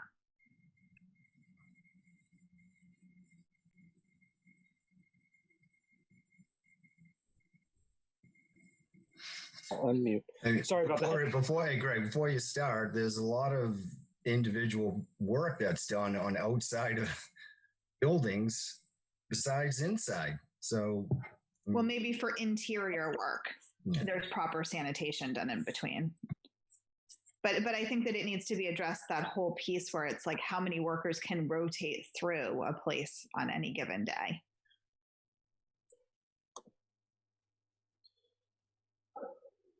So yeah, I definitely think that we can, if we don't have something to that effect in here already, we could certainly make it a requirement. I think that a requirement like that would also apply to sites that have more than one worker. So for example, if you have a site, maybe you have 4 workers there in the morning, and then you change shifts and you have another 4 workers there in the afternoon, there probably should be some sort of sanitation sanitizing in between shifts. So I do think we can put something to that effect in here. I'm pretty sure I saw wording for this in the Vineyard draft. I don't know if that'll be valuable, and I don't remember it exactly, but I do think there was wording there that seemed reasonable. Okay. Okay. So, Dr. Pearl? Yeah, I'm sorry, Dawn, to interrupt, but I have to go to another meeting at 3, and I just wanted to be available to answer any questions at this point, if anyone has any, before I left. Anyone have any thoughts? Jason? Dr. Pearl, would you be comfortable with something like that we're talking about going into effect on the 27th or May 4th? Yes, and I think the reason is this. We have a low level of COVID-19 on the island, which we all agree with because we don't have a lot of sick people and we have not had a lot of positive tests, and we haven't had any for 14 days. The people in Boston that we speak to, the epidemiologists and this other physicians there, are just amazed. They're shocked that our community can be this isolated and this have such a low volume. I know that I wear a mask at work inside with 30 or 40 people every day. So we wear masks. Everyone's wearing a mask. We keep our distance from each other. And we think that the workplace eventually is going to be just that for everybody. Everyone's masked, everyone stays distant. And that's very safe as it can be, and still return to work. And we think that the collateral damage of people not working is very serious in a community, with the violence and the drugs and alcohol and poverty and suicide and depression and stress that not working results in. So we have tried to come up with the compromises and we can't stay isolated until a vaccine is developed a year and a half from now. So we are in this condition on Nantucket that we can't stay the way we are. That's not viable. And we have to move forward. And we think that the safest possible way to move forward is with masks and distance and hand washing and just, moving back into life. That's what you guys are trying to accomplish here. The question I forgot. in that, well, Jason threw out some dates that one is more than a week from now and one is a whole nother week after that.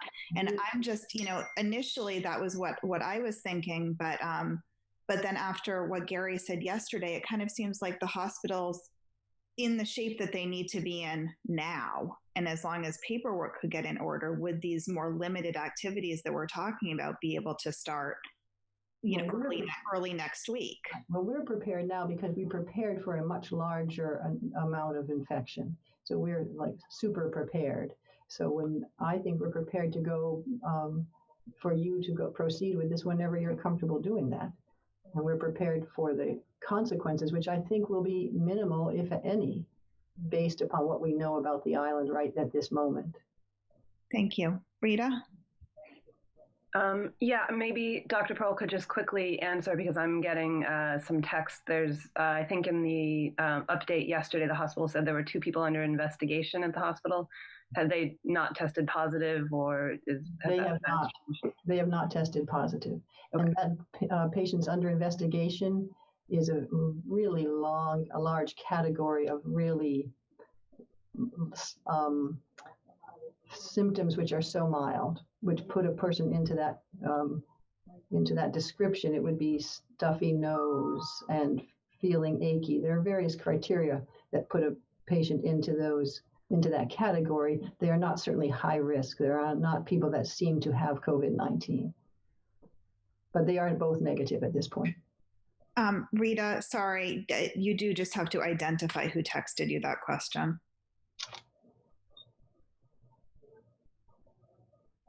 I got into trouble for that the other night. Oh, but you're muted, so we don't know what you're saying.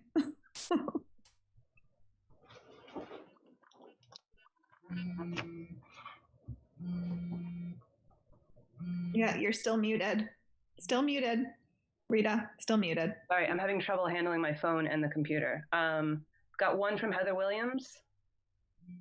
And I have to go through here. Got one from Ava. I think those were the 2 that I had. Okay. One other question. No, I've forgotten it. I think there's some confusion in the world that I'm in as to the less caution now with the whole back to landscaping. There was the, yep, go for it. But just confirming that that's not applied. We should still be cautious with the social distancing and the masks and the gloves. There's a lot of people spraying their groceries and doing all these things still. And there's just confusion about to what message we should be listening to or how the 2 fit together. Yes. So many people take extreme caution, and that is a personal choice. And many people will choose to be very cautious about it, and others would rather go back to work because that's what's important to them. But I think for our community public health, the social distancing and the masking and washing your own hands is critical. So to maintain public health, those things are the critical part. And the hot spots around the world, when this virus was incubating and moving around, people were packed in like sardines. They didn't have this mitigation strategy, which we fortunately came into effect right as the virus hit New England. And so we have found that the disaster has been mitigated somewhat by the immediate impact of social distance, physical distance, and masking and gloving. And that immediately made an impact on this virus and the spread of the virus. So, we're all tired of the word unprecedented, but it is unprecedented. So some people wash their groceries and some don't do that. And I don't see that it has made a difference in the development of disease around the community. Thank you. Does anybody else are there any more questions for Dr. Pearl, or do we feel fairly comfortable with what she said? Because it is 3:00 and I needs to go. We wish we had all the answers and we just don't. I'm sorry for that. Thank you so much. It's been extremely helpful. Thanks very much. This is ultimately a Board of Health decision on enacting this. Obviously we want to be advisors, but I think that there are a few decision points on how you actually put this into action in terms of when it starts and, a little bit more clarification on registering what employees are going to be on a site, how that, and the travel to lunch or to pick up supplies. Am I getting everything that we've got decision points on? Go ahead, Greg. Can I ask a question about the landscape? And I apologize if this was addressed and I missed it, but there are two categories of work here. One is allowable activities. The other is secondary activities. Secondary activities may be authorized for two-person crews, but it doesn't say anything about how many people can be for the allowable activities. Is that crews of unlimited size? I don't think that's the intention, Jeff. Let me just unmute. Yeah, sorry. It may just be some sequencing in the document, Greg, and I apologize for that.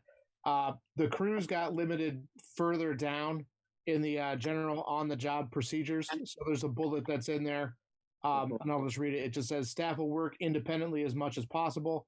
At any time a second person is required on the site for safety purposes, they should be required to arrive in a second vehicle and maintain social distancing requirements. No more than 2 people are allowed on an individual site, was one of the bullets there. If you feel that should move or move around, I guess I would leave that to you or take your advice on where you think that should be sequencing wise. Okay. I didn't really get a chance to look at this document very much before the call started. But I think I'd probably want to go through it and make sure that everything that's in here fits with landscaping. And it also does look like this is using an older version of the bullet points for the safety protocols. But I think if we can have the decision of the boards on the substance, what landscape should be allowed, I can then come up with a final document. Rita?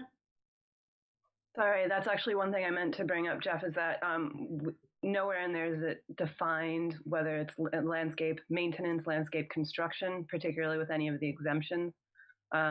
So I think that the landscaping, what we're talking about, does need to be defined. And I think particularly if we're talking one person per job site, there's a lot of jobs. A mason can go do a wall, one person, the stones are there. So I think we need to define what it is. And that might play into some of the discussion about excavation, where one person could go man a bobcat or something to. Yeah. Jeff, is that to you? Sure. So up in the original purpose in that document, we originally focused it on just maintenance of plants. Obviously, there's actually a statement in there that it won't include installation of hardscaping or new landscape installations. I think if the board is comfortable, if it's a single person, we can probably craft some language to include that not being a restriction for a single individual working by themselves, if that's the direction that both boards would like that to go.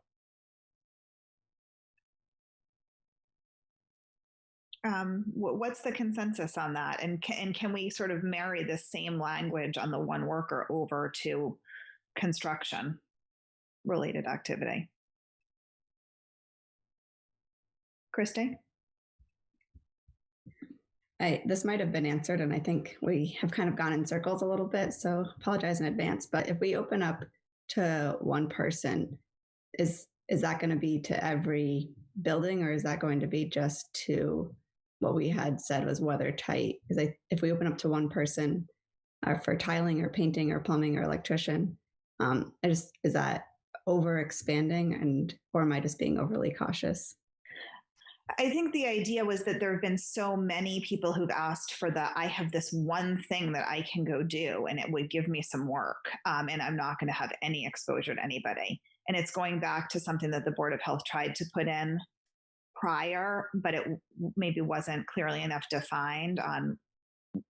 They would, and I think the idea is that they would register with the building department or with natural resources and say, like, I'm going to be working on this job site this day or these days. And so the address would be in there, and it would be there's no commingling. There's not one person for 2 hours and one person for the next 2 hours. It's on any given day specifically. Does that make sense? Yeah, I just wanted to clarify and add that I would want it to be kind of one person per day and not this rotating shift. I think we also wanted to clarify the 4 people on the work site, I assume would be the same day as well. Yeah, I think that we covered that earlier, but let's make sure that everybody's comfortable with that. And that proper sanitation happens in between if crews are changing. And then I just have one other numbers question. With landscaping, we're limiting to 2 and construction is 4. Is there a reason for that? Paul Murphy talked about that because the construction that we're limiting to 4 is very restricted, but some of the work is really not safe without 4 people. It's framing work where sometimes to finish putting a wall up or something like that, they really need 4 people. It was the number that he felt was the only appropriately safe number for that type of work. Thank you. I think that explains everything. Gregg?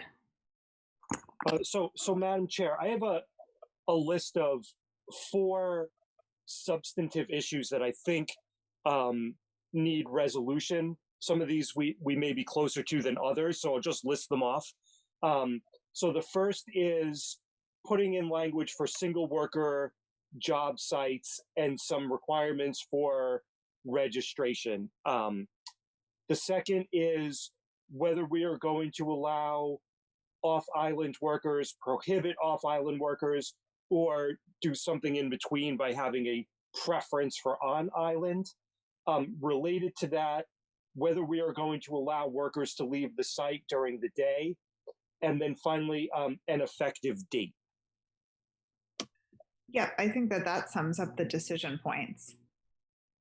I mean, I can rattle off what I think. I think that it should be suggested to minimize trips from the job site, but not that someone's going to get into trouble if they go to Stop and Shop to pick up lunch. I'm going to use Stop and Shop now because I think we gave too much publicity to Cumbies. And I think that the preference for on-island workers and that everyone registers who will be working on their site with the building department or with natural resources. And I think that this should start as soon as the paperwork's in order from the directive of the hospital. Was that everything? So whoever else wants to jump in on that, please feel free. Madam Chair, do we want to maybe take these one at a time to see if we can build Get a consensus? Yeah. What do you want to start with? So I had single worker jobs. It seemed like we were pretty close on that. Oh, yeah, sorry. I do agree with single worker jobs. I think that there should be some directives on safe, that they really should be one person jobs and not them trying to take on a 2 or 4 person job for safety purposes. But, people are going to have to take some personal responsibility. Jason, your thoughts? Do you mean the single person jobs on the first and second thing we're working on, which is the year-round employee housing and weather type? Or do you mean No, those are still 4. I'm talking about one person on any job as long as they register. The third thing we're working on, okay. But when are we taking that as number 1? So that's what I think, but what does everybody else think? I agree.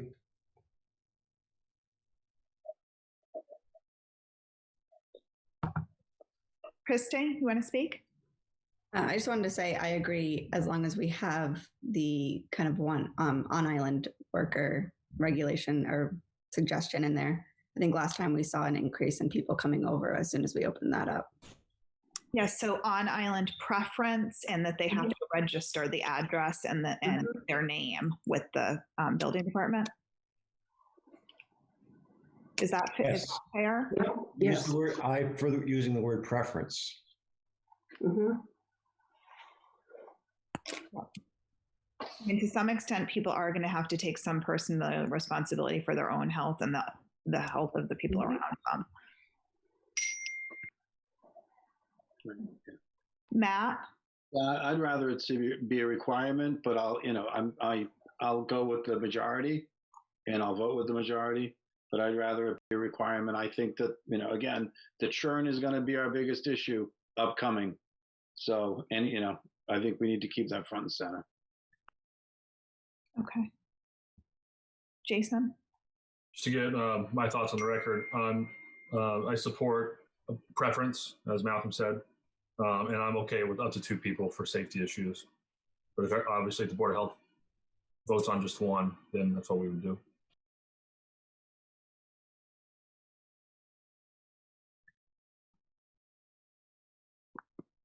Okay, I think the consensus that I'm hearing is for the word preference. Do we want to take, Steve, you should really be the one calling a vote on these things because it's going to be under you guys. So I think I should yield to you, Steve, to go through these bullet points for a vote, and we can say what we think. Yeah, sure. I mean, this is directed to Gregg. Are you looking for a specific date for us to give you, or are you going to have this written up now? Because I may think that some of the board members aren't responsible until we see the final draft we're going to vote on. Would you circulate a final draft and have the chair sign off on it?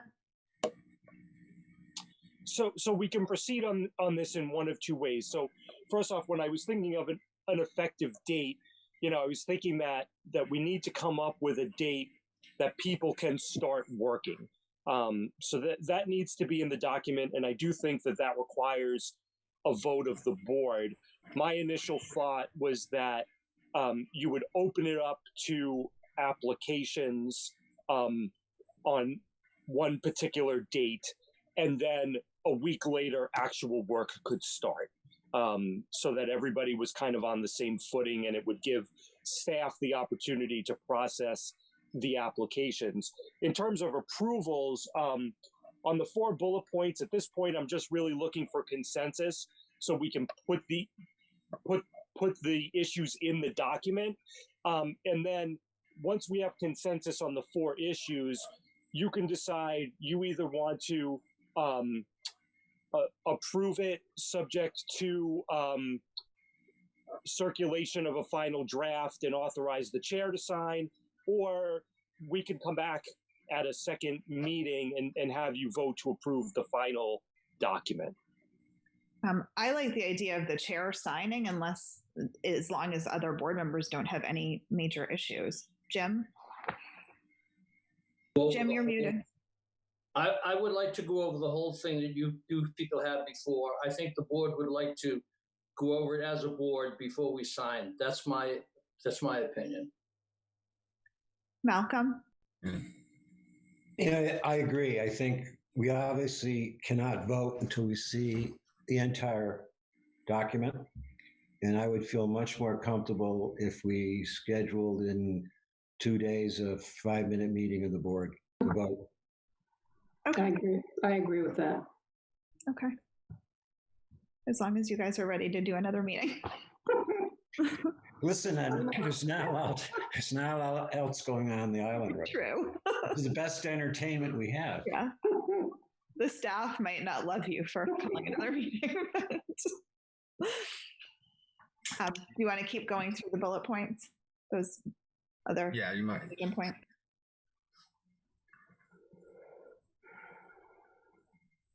Gregg, you're muted. Oh, sorry. Can you hear me now? Yeah. So I think I have consensus on a preference for on-island workers with a requirement that contractors provide a daily log with the name and address of each worker. Right. Okay, so check that off. What about the issue of allowed to leave the job site during the day? Yeah. Jim, you're muted. To go to lunch if they want. And I still don't agree with them have to go directly home at the end of the shift. I mean, at the end of the shift, they could maybe want to go down and check the mail or go pick something up for their wife at the Stop and Shop or something. I don't agree with them have to go directly home at the end of their shift. I mean, there could be some other reasons why people have to leave the job site, whether it's to care for a child or an emergency. So, I would agree with that too. It's pretty limited. Didn't we say minimize? Yeah. Yep. It should be a directive to minimize in my mind. These are all adults who can leave their houses now. We're not in we're not in quarantine. Mm-hmm. Sorry. Malcolm? I agree with all it said. Okay, so consensus that people will be allowed to leave the job site during the day, but a directive to try to minimize unnecessary trips. Fine. Correct. All right, what about single worker jobs? Open to any type of work, not just those listed in the document. Right. Yeah. I'm comfortable with that, but they have to register with their respective department. I'm comfortable with that, but how do you schedule that? I mean, if you have a plumber or an electrician or a heating guy that needs to get in, how do they decide who's going to do that if you got 1 day open? Is it on? You would just do it on any given day. Okay. Right? You would have to register for that for the day or days that one person was going to be there, but no overlap of people throughout the day. Okay, thank you. Is that fair wording, Gregg? Malcolm? I agree. Yep, I agree.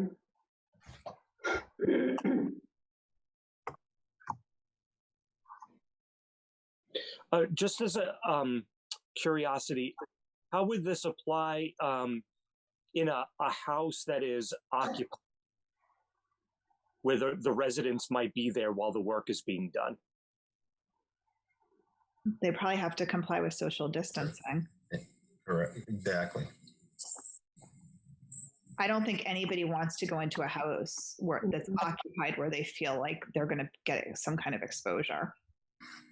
They'd probably be comfortable if it's somebody who's been at home for the past month and hasn't gone anywhere, but they might not be so comfortable if it's someone who just traveled here. Christy raised her hand, I think. I was just going to say, I thought we had a provision that you had to notify if it's occupied within 24 hours. Would all of those provisions go through to the single worker? I'm not sure about that. Let's see. What did we have? Oh, is Jeff raising his hand?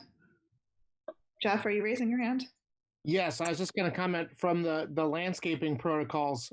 Any property that's going to be worked on, they're required to give that property owner 24 hours notice that they're going to be there, regardless. So maybe that should be universal. I think that's probably what you should do. If the plumber has to come, he call the person, say, listen, I'm scheduling to come Tuesday. So if you have someplace to go on Tuesday, it'd be all right if I would come if you would leave. The 24-hour requirement is in the existing draft. Mm-hmm.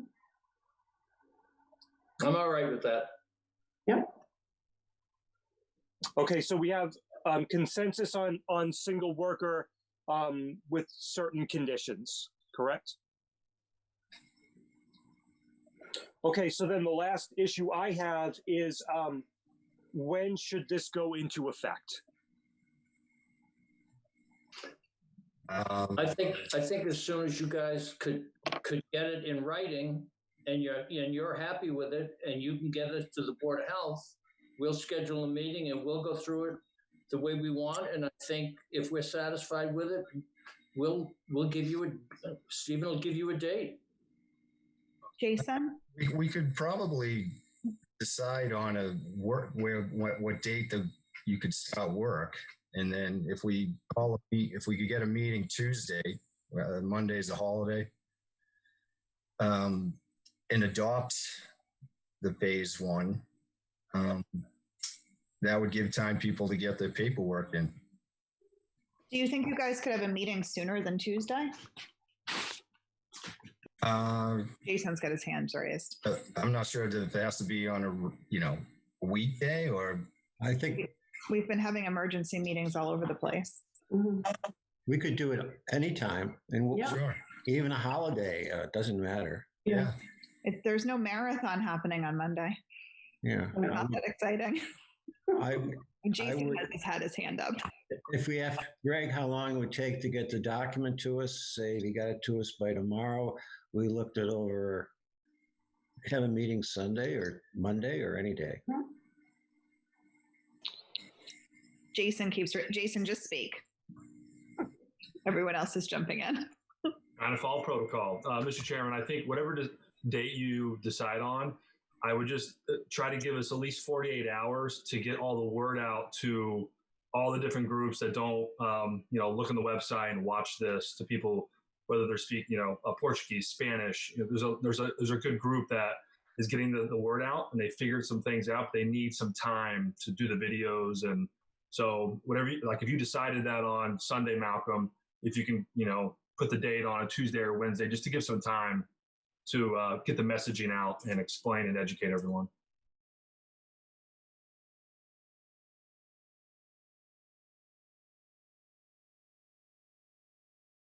There's two parameters here. We could set the date for work to start, call an emergency meeting, whether it's this Sunday, look at the reading, adopt it. That gives everybody a week to get things in order, get the word out. How does the rest of the board feel about that?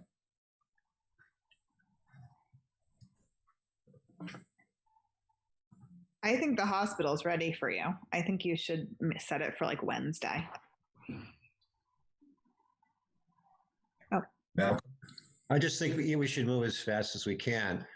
This is very interesting. We're writing an instruction book or a manual for something we don't know anything about. Right. And whatever we do, some of it's going to be right, some of it's going to be wrong, some of it's going to be more complicated than we need. But I think we're doing the best we can with extremely not very much information. You have ask an expert, two experts, two things, you get 10 opinions. So we do what we can do. So as soon as we can. John? I mean, the other thing that I've been thinking of is like kind of what the federal government is starting to talk about are the 2-week milestones. And we've had 2 weeks with no cases. They're going to be looking in terms of loosening things, 2 weeks of declining cases. So the sooner you institute us, the sooner we start sort of getting this little bit of data and gets us up like that. You know, if you start next week, then it gets us to May 4th, when the governor may or may not make additional, you know, may make changes. So we want to have that like 2 weeks of data, and it also, there's some economic issues for people on top of that. Rita? I'm just wondering, I'm throwing this to Jeff, if we're going to have any kind of 2-week wording or messaging in our revised landscape plan. We had a 1 week between some activities, if that should be changed to 2 weeks. Yeah, I think that's the will of the board. I mean, I think we can adjust that language, or the Board of Health, you know, they're the ones that have to authorize that ultimately. So they can review it week to week or by 2. So I kind of leave that to them for whatever time length they would like there, but I'm happy to put it to whatever they wish. Gregg? So I think I'd want to hear from staff as to how long they think it's going to take them to process the applications. From what I heard earlier in the week when we spoke, you know, that we wanted to have everybody be on the same footing, which was why we had suggested having one date to start receiving applications and then another date to actually start doing work. I suggested a week. It could be less than that. But I think that's really for staff to decide what their capability would be to process these applications. Leslie?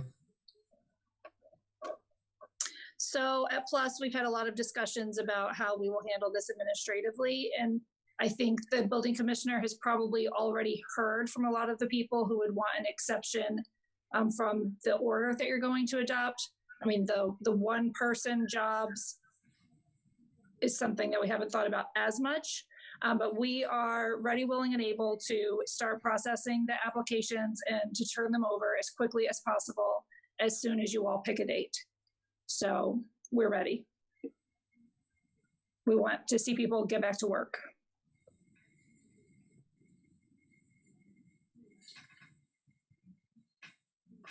So how fast can you have this to us, Gregg? I don't think there's a significant amount of work left, knock on wood. So, I mean, I'd probably want to get input from staff as well, you know, before we had put pen to paper on signatures. But, you know, I mean, I could certainly, if you were going to meet late on Sunday or early on Monday, I should be able to do that. Okay. How's the board feel for calling an emergency meeting on Sunday? Works for me. I'd like to get this done as fast, but like I said before, we need to, as a board, we need to go over this from beginning to end to make sure, because when we sign our name to this, we have to live with it. And, you know, some people are going to love us and some people are going to hate us. So, you know, I want to really look at this thing over before I sign. So Sunday's fine for me. Mm-hmm. Okay, and then possibly with start work date, which would be when? Well, Wednesday?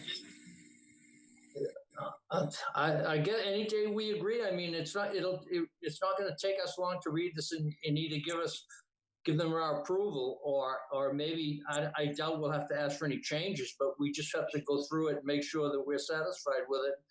And whatever they want, whatever date they want. I mean, if we're ready for them Tuesday morning or Monday afternoon, I think, you know, whatever people decide to do, let them do it, as long as we're all satisfied with what we're signing. Anybody else have any comments from the... Christy has her hand up. Yeah, I was just going to ask, instead of a back to work date, is there more of a date that we would start accepting applications? And Leslie made it sound like possibly Tuesday morning, we could start if this was passed on Sunday.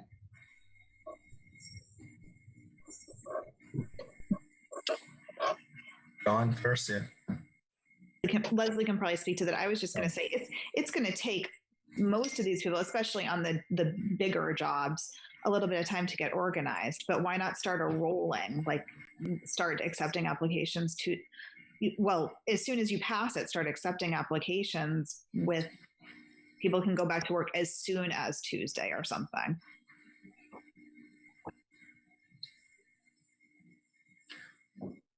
Any comments from the rest of the board? Well, I mean, I think they could start. I mean, we have an outside date. I mean, we're going to be done by Monday, right? I mean, there can't be anything that we can't get settled by Monday. So if we know we'll be done by this thing Monday, why can't they start taking applications Tuesday morning? Yeah, I think we'll be done Sunday if we have well, yeah, that's what I'm saying. We could be done Sunday. Rita?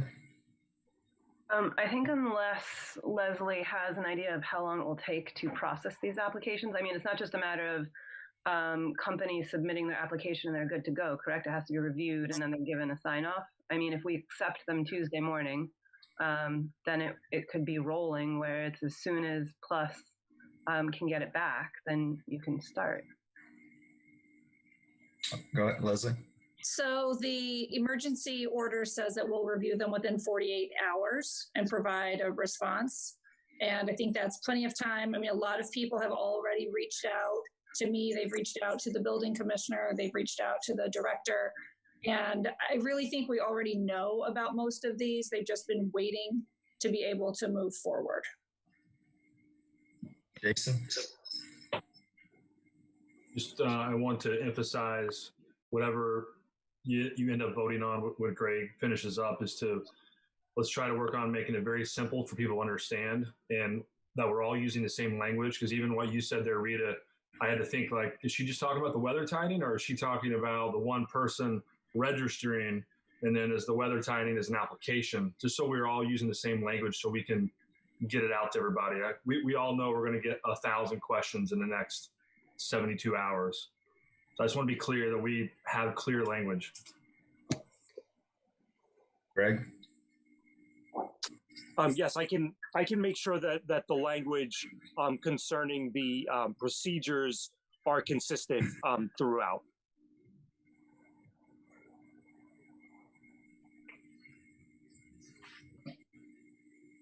Rita? Yes, get her hand. Just to Jason's point, to clarify for myself now, are we talking about landscape and construction right now, or are we still just talking about construction in terms of applications being received and then start dates and how long it takes for those applications to be processed? Aren't we talking about all of it? And maybe Jeff wants to weigh in on how his processing is going to work. I was making sure also, one, just to clarify for myself, but also because Leslie brings up a good point that a lot of these building ones, again, it's maybe 26 properties plus the people, the one person job site, that will be a lot more, but they know about these projects already, whereas this is going to be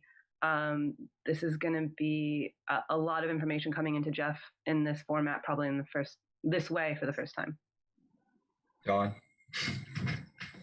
For the single worker, I mean, and staff, correct me as how you want to manage it, but I was just thinking that they would like email in, I'm going to be working on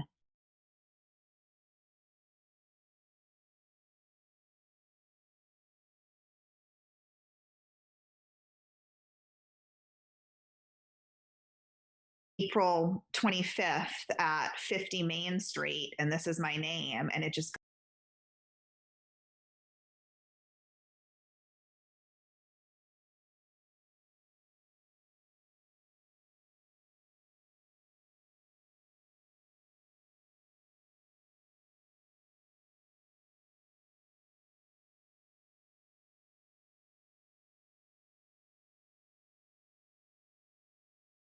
spreadsheet kind of list, so that if there's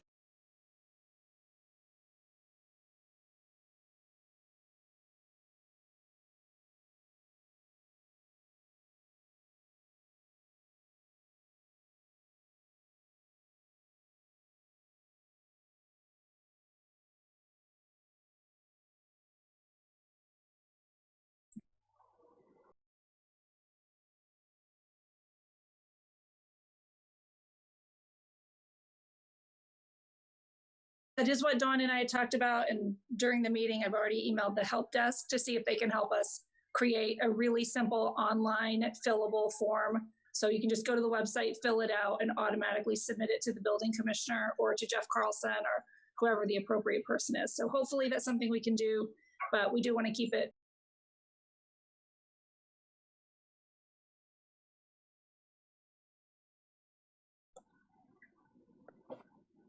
Yeah, just to add on, I'm fully confident that we can handle the applications and the tracking for that, and whether it's through an online portal or through the office, I fully believe we can handle that.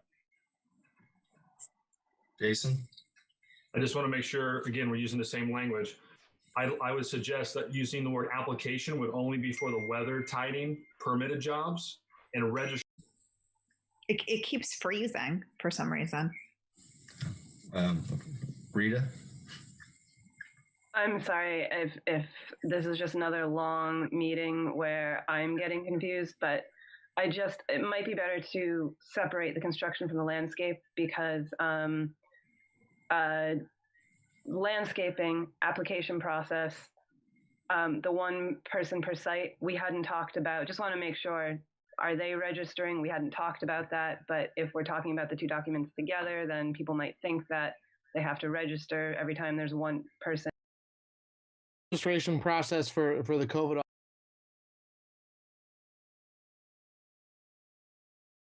application for a single person.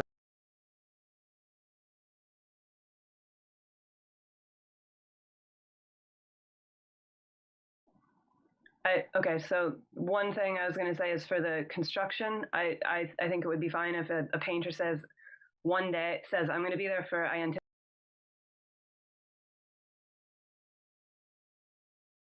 every single day that they're at the job site. For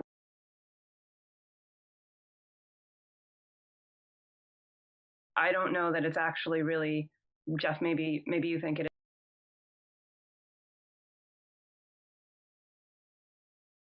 4 or 5 different properties in a day, depending on weather, depending on timing.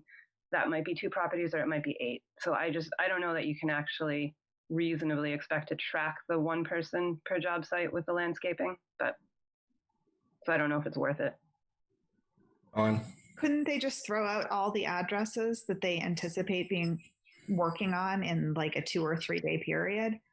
And with like the painter who thinks it's a week-long project, just say, I anticipate to be there all of next week. I think whatever it is, it should be easy and straightforward. And I actually think that the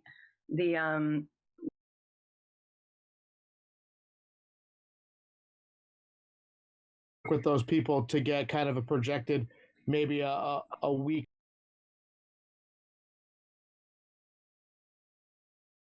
You're anticipating being on?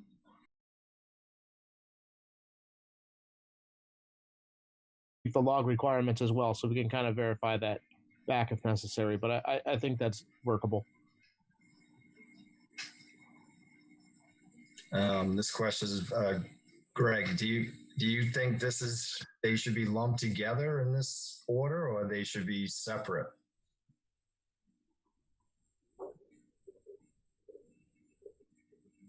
I thought a decision had been made earlier that we were going to have 2 separate documents, one for construction, one for landscaping. So we'd have to vote on, 2 separate motions. Correct. Matt?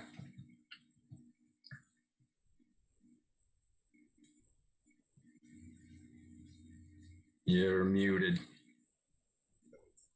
Let me try again. Have we decided on 2 worker on landscaping? Or are we doing 1 worker? I thought someone help me out.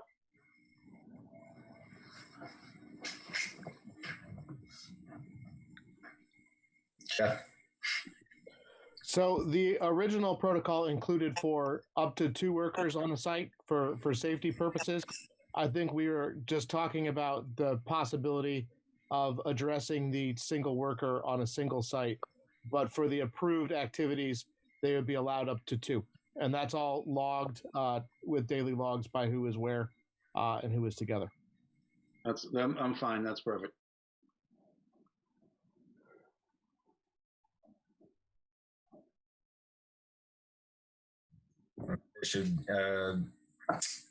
Are we comfortable to take a vote on implementing the construction, the landscape, possibly to take applications on Monday and have a meeting Sunday to accept these number 5 order?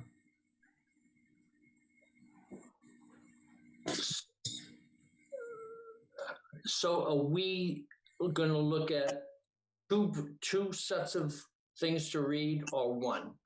Are they going to be together or are they going to be separated for us to sign? We signing one for construction and signing another one for landscaping, the Board of Health? Yes. Okay.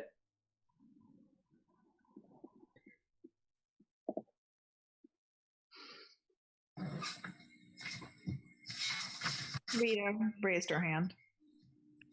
I was just going to say we should probably vote on them separately then, just to, and just to, I think it's going to be key.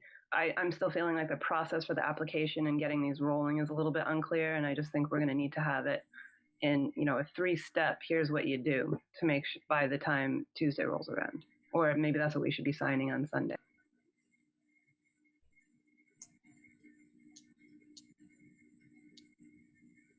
So are you adding something else to something that Gregg has to put in there? Well, I think the process needs to be clear as to how, so the construction has an application. We've just gone through application for weather tighting, registration process for 1 person per job site for construction, and then there's something different. And I don't think that is written out clearly anywhere yet. So I don't know if that's Gregg's job or that's actually administrative to say how is this going to work. So when a landscaper calls up, they know what the process is for registering. I don't think that's there. If it's there, I've missed it, but I think it's probably more administrative than Gregg. Yeah, I would have to defer to staff on that. Yeah. Yeah, I'm happy to put together a very clear kind of step-by-step to get registered for the landscaping portion and can have that ready for you guys before Sunday as well. Okay.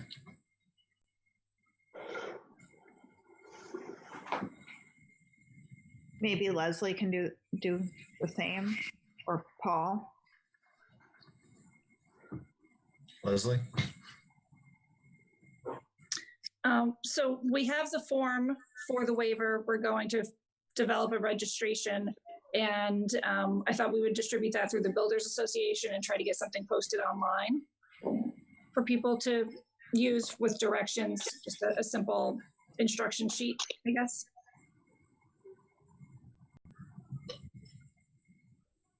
Did I answer the question or did I miss something? Sorry. And you have that for them for Sunday. Oh, for Sunday. Sure.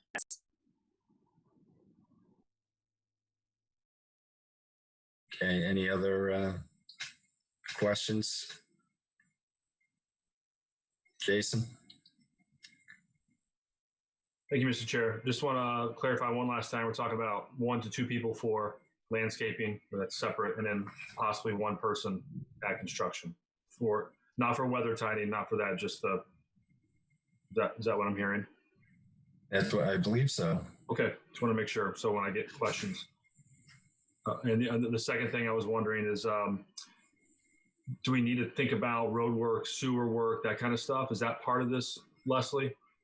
Or is that DPW? They would handle that. We can talk about it another week. I'm sure we're going to get those questions. John?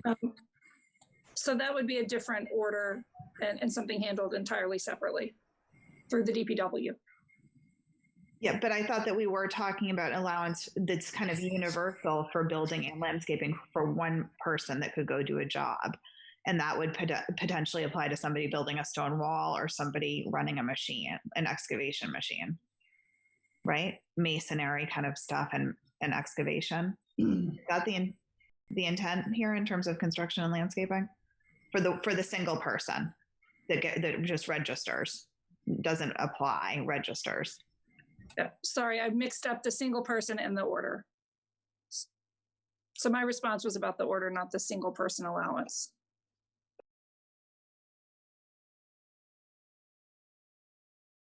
I don't know. I think, hey, Jeff, you could probably answer that question, but in the provision of the landscaping, I don't think whether it's one person or two, did it constitute new construction?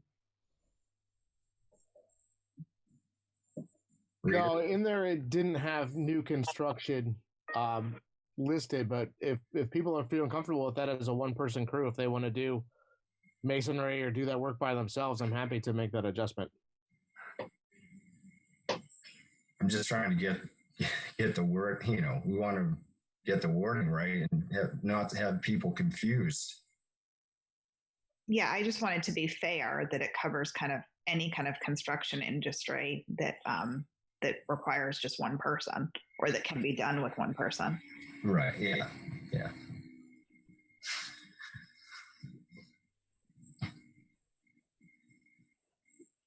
I think we can get the language to reflect those thoughts for sure before Sunday. So, Gregg? Yeah, there was, I think Jason had a question earlier about road work and DPW type work.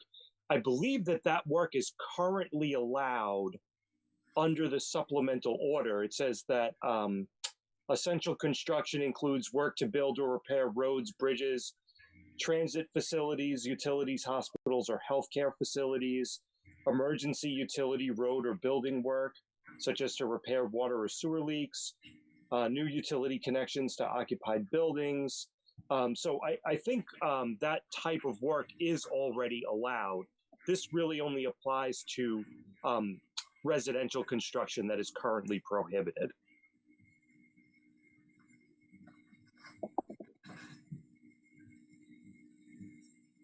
Okay. Any other questions? So I may need a little help drafting this motion, Gregg, with what were two different things that we're voting to do and separating the construction as one and the landscaping as another. So I guess I'm not quite sure that you need a vote at this point. There's consensus on what you want to see in the document, and a directive to me and to staff to finish that work for you to vote on Sunday. Sunday, okay. So I don't think that you need to have a vote today. Okay. Is that good with everybody else? So how do we go about calling an emergency meeting tomorrow? Sunday, excuse me. Maybe you just pick a time. Yeah, the chair can schedule a meeting, or you can vote on a date and a time, and we'll want to get, even if it's an emergency, we'll want to get notice of that posted with the town clerk as soon as possible.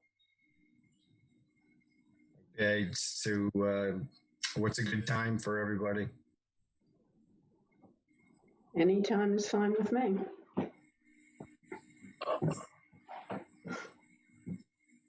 Do you anytime preference afternoon? How about 1 o'clock? Welcome. Is one good for you? Mm-hmm. Yeah. Colleen? One's fine with me. Rita's good? Mm-hmm. Okay, can I get a motion to hold a meeting on Sunday? Not sure what the date is off the top of my head. At 1 o'clock to review the draft and vote on the implementation. I'll make that motion. Second. By roll call.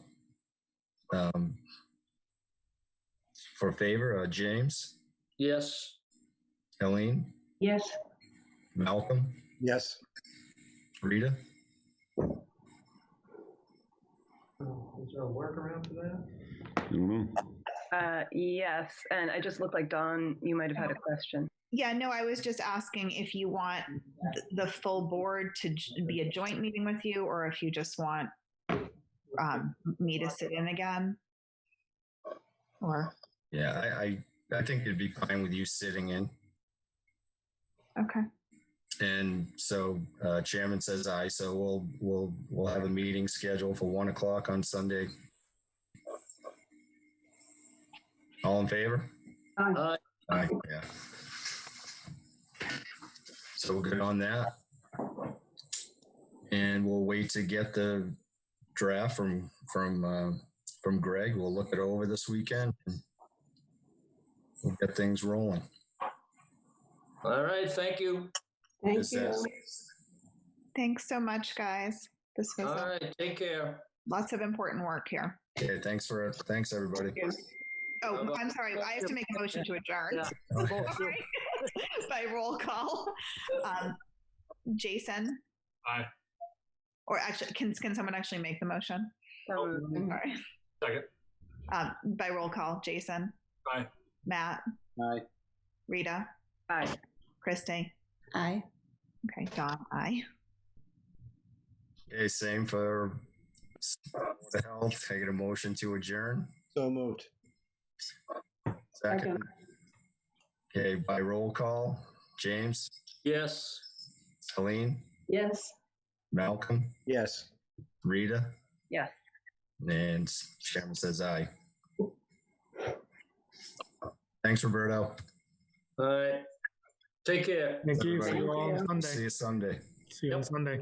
Just want to say sorry to everyone who thought there was going to be public comment.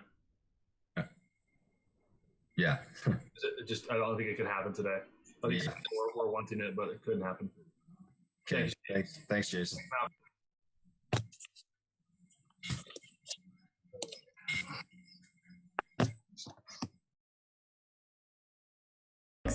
Our community members use their passion and resources to establish our project.